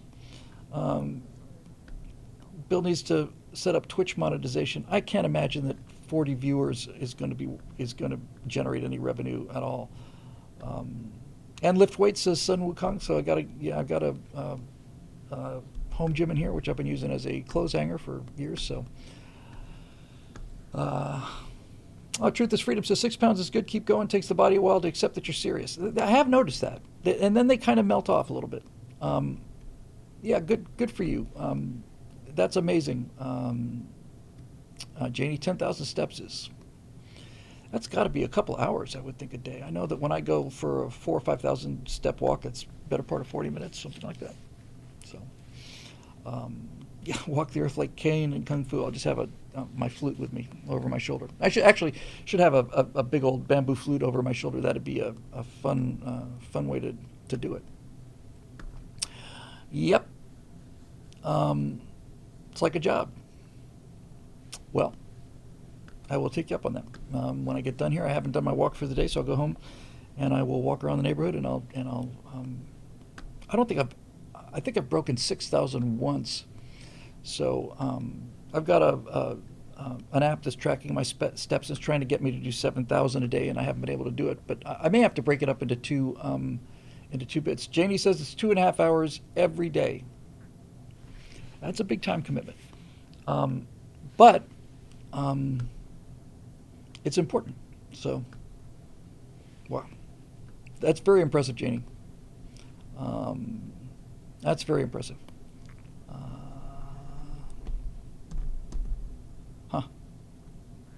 Okay. Bob Neef says, Bob Neef says, walk while listening to the Stratosphere Lounge like I do. I should walk while doing the Stratosphere Lounge. So I will up that, and that's and I do. I listen to YouTube while I'm walking, so that helps pass the time, and I get to get some news in there as well. So that's great. I got started on Bill Whittle watching the Cold War series on my iPhone. How about that? Well, I would have thought that would have caused you to basically just sit down and fall asleep, but I'm glad to hear it. Lapco92 says, if you want a little fun rabbit hole, look up the story of the Count of St. Germain if you're not familiar with him. I am familiar with the Count of St. Germain and his servant who didn't remember what happened in ancient Greece because he'd been serving him for 500 years or whatever the case may be. Yeah, he was a clever guy. Okay, let me just get on with this here. Remember, just because we're sick of winning doesn't mean we get to let the weeds grow, so long as you're doing what you like, you're attending the garden. Good night, Bill. Thank you very much, Ray. I appreciate you checking in on me like that. Capital G Geek, greetings from the swamps of North Virginia. Aviation stuff today. Did you hear about Boom Arrow and their successful supersonic test? I did. Also, do you think that high-wing aircraft may return now that the size of turbofans is approaching the maximum size for safe ground operation? Handy Toolboy, that's an interesting idea about streaming games, but that's a whole nother audience to build, and to be honest with you, I need to, I've just got so much else to do that it's something that I could look into when I, if I can build up enough membership to get a staff again so that I don't have to be editing all these right angles and all the other stuff as well. So it's a good idea. I'd like to take it up. I'm not a fan of high-wing aircraft. I like mid-wings or low wings, but I suppose it's a possibility. It's probably a better solution than super long landing gear. On the other hand, I'm not convinced that we need anything bigger than a 777, and the new stretch 777s, 2 engines. I mean, that's a hell of a jet, and I'm sure it's the most economical way to travel. I don't think you need 4 engines. You're burning more fuel, obviously. So I don't think we need to get much bigger than a 777, and I don't think there's a market for it. But there's a market for the 777. It's a really successful airplane. For those of you unfamiliar, the 777 is Boeing's wide body with 2 engines instead of 4 like on the 747 or the A380. And it is, if memory serves, it has got the longest legs on the planet. Excuse me. 777 can fly from one point to the Earth to any other point on the Earth and still have enough fuel for alternates. So, yeah. So there you go.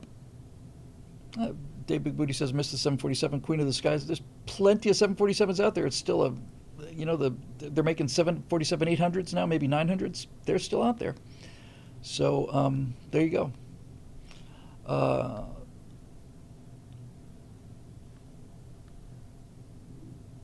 Okay. I need a T-shirt with why. Yes, this is what I voted for on it. Trump needs to get daylight savings time killed, but I guess he has some time yet for that one. Still not tired of winning. No, we've been talking about that all night. Capital G, and it's glorious, and I'm loving every second of it. And every day they shut down the 747 production line. Well, there's a lot of them out there. We'll be seeing them for the rest of my life. There's no question about that. Excellence in Animation says, real quick, hey, Bill, did you tell the story of the Rutans? I did Dick Rutan, and obviously you can't tell Dick's story without Bert's story on America's Forgotten Heroes on Daily Wire. It's audio only. And then when Dick died, I was in the hospital. I was in his hospital room 40 minutes before he actually died. I did a memorial for Dick. If you haven't seen it, if you search on YouTube for Remembering Dick Rutan, I put a lot of work into that. I'm very, very, very proud of it. I really, really like it a lot. It's Remembering Dick Rutan. If you haven't seen it, excellence. It's really damn good, I have to say. My heart was really in that one. Okay, so last one for the night here. We have Janie Waterman. Hiya. You spent a lot of time in Hollywood. Tell me, is there a point in which every Hollywood career that a person is tested by someone in at least one semblance of authority or power to see if they are okay with sexual debauchery, and if not, their career is over? That's a trick question. I was never tested because I'm an editor. But I have not heard of an actress who hasn't had that experience. It is pretty much universal. I can't help think that everyone in Hollywood has some degree of sexual deviant. I hope I'm wrong. What do you think? I think every actor, every actress, and most actors in Hollywood have at least contact with sexual deviancy. By no means do all of them agree with it. In fact, I would say that, well, I don't know I couldn't even guess at what the percentage of women that make that deal is. But I don't know of a movie star or a famous actress who's not got some stories about the casting couch, or at least offers of the casting couch. There are I don't remember the person, but I remember the story of a woman who was an assistant for a fairly famous actress, and got to be very close with this actress. Thought that they were like, you know, close friends and stuff, and they were on location. And this woman, this actress, was happily married, and they were on location. And the woman had an affair with the director, and the assistant said to the woman, to the actress, look, this may not be my place to say so, but you're really screwing up something really good here. I think, just as your friend, I really think you really should give this some second thought. And the star snapped at her, and she said, don't you tell me how to run my professional life ever again. And that's really what it is. I think Jeremy Boring said that Hollywood was a place where every handshake is signed signed with the flesh. It's real, and a number of people have been destroyed by the Hollywood system. Have you seen Justin Bieber lately? Like most straight men, I've had a real problem with Justin Bieber, just because, you know, all the girls are always going for these boys who look like girls. But I've changed my opinion of Justin Bieber lately. Once you find out what he went through with Diddy, but you need to search for Bieber now. His head is shaved. He weighs 120 pounds. He looks like a meth addict, and he is in profound psychological distress, and looks like he just has lost the will to live. He's unrecognizable, seriously unrecognizable, gaunt and sunken eyes and lifeless eyes, because he was pimped out to P. Diddy, and there's no question about it. And so was a number of people. I'll tell you who I really feel sorry for that this town is destroyed, and that is Rick Schroeder. Rick Schroeder didn't take the gold, but Rick Schroeder saw and went through things that you can see. It's like Rick Schroeder today looks like he'd been hit by lightning. He survived, and he's kept his integrity. He didn't make the deal with the devil, but he never worked again. And the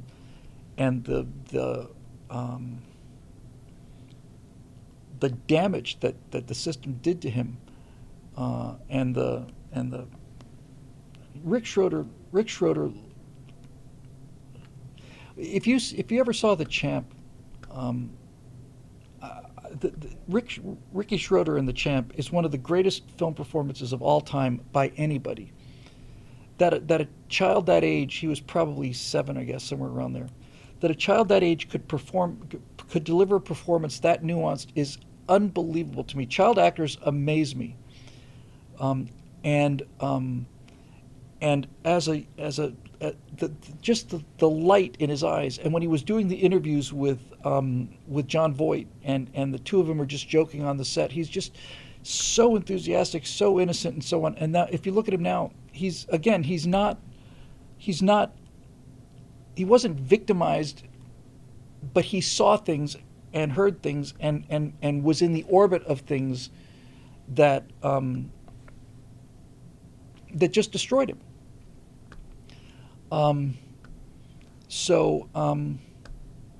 He's somebody I'd like to talk to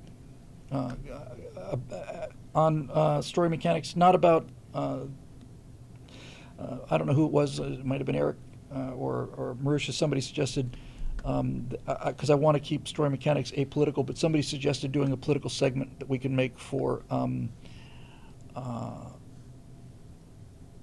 members only at billwhittle.com, and I think I like that idea, because I'd like to talk with Rick about some of the things he's gone through and what Hollywood has become. I suspect Hollywood was always these things. I mean, take Marilyn Monroe. she was nobody really knows, but she struck me as a good-hearted person, that she had a good soul, and that she was, she was determined to improve herself and to be taken seriously, and she was, destroyed by the system. Somebody just mentioned Judy Garland in the YouTube stream. Handy tool boy. Been listening to how bad Judy Garland was treated, so that problem goes back a long way. Yeah, Judy Garland. I mean, Judy Garland in Wizard of Oz is just, again, she's just this innocent, wholesome kid. And then you look at her 20 years later, and she's just sitting there drinking and smoking and barely there, and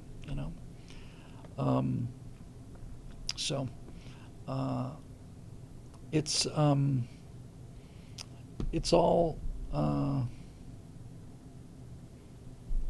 it's shocking, and with an attorney general now, the Justice Department, Federal Justice Department, and the Attorney General set the tone.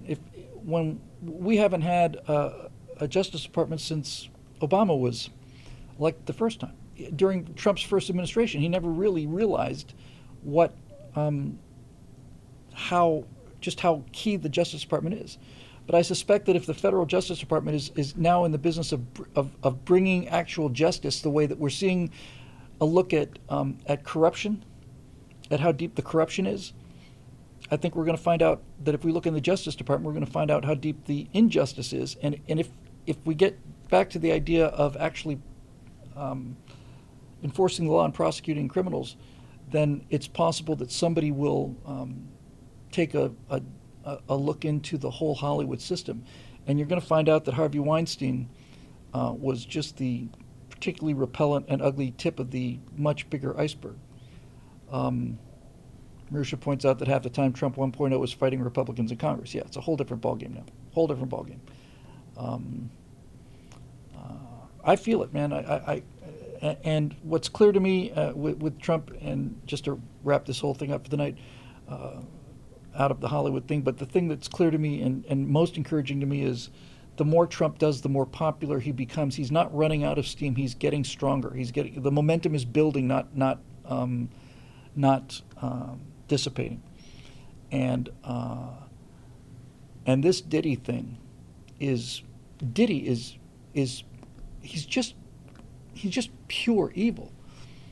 I mean, he's just plain pure evil.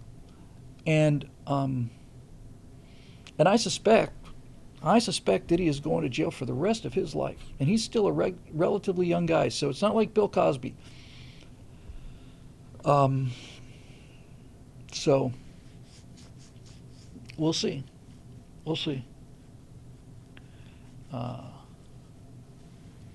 Yeah, and the Epstein list.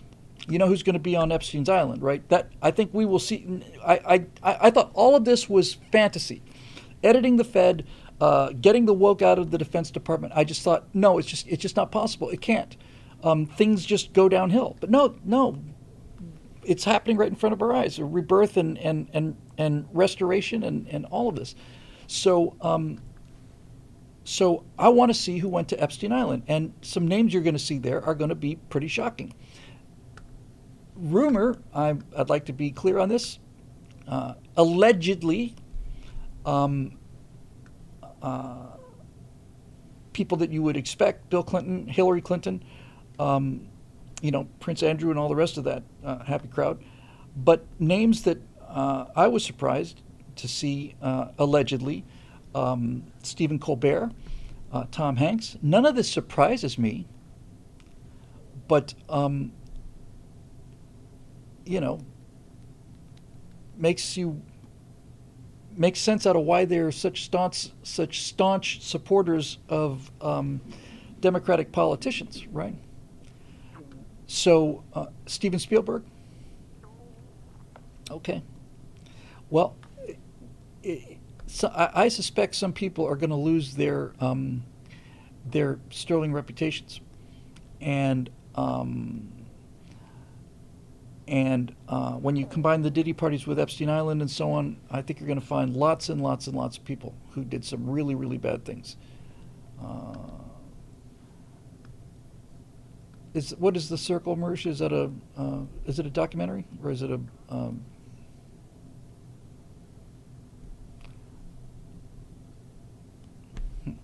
anyway? Yeah, it's there, and you know,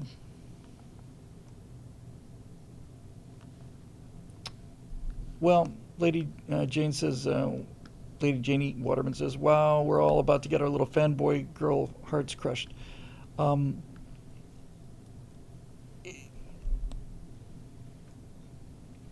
it's always been Tinseltown. It's always been a set, a flat. You know, it's a painted canvas brick wall, and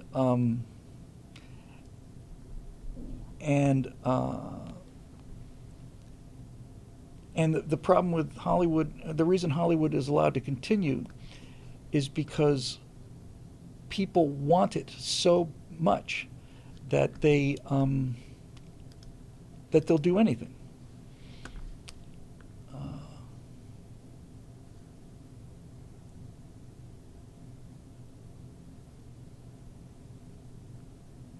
Um, yeah, it looks interesting, so I may get a chance to take a look at that sometime. Um, the I remember when I was taking helicopter lessons on a limo driver's salary, which meant I could take an hour every 6 weeks. I could get 1 hour flight instruction, and most of that hour was spent remembering what I got the first time. But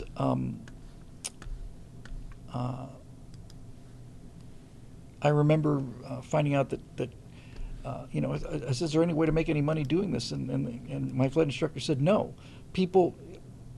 Helicopter pilots will fly for free. Helicopter pilots will practically pay their employers to fly because they need to build hours."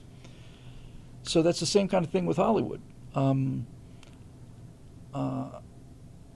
Everybody wants the dream so much, and so many people go along with it, that it becomes a functioning ecosystem.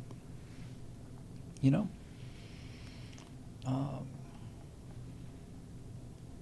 Although with things like OnlyFans, this may be the first time that young women are coming to Hollywood who are more debauched than the people when they get off the bus.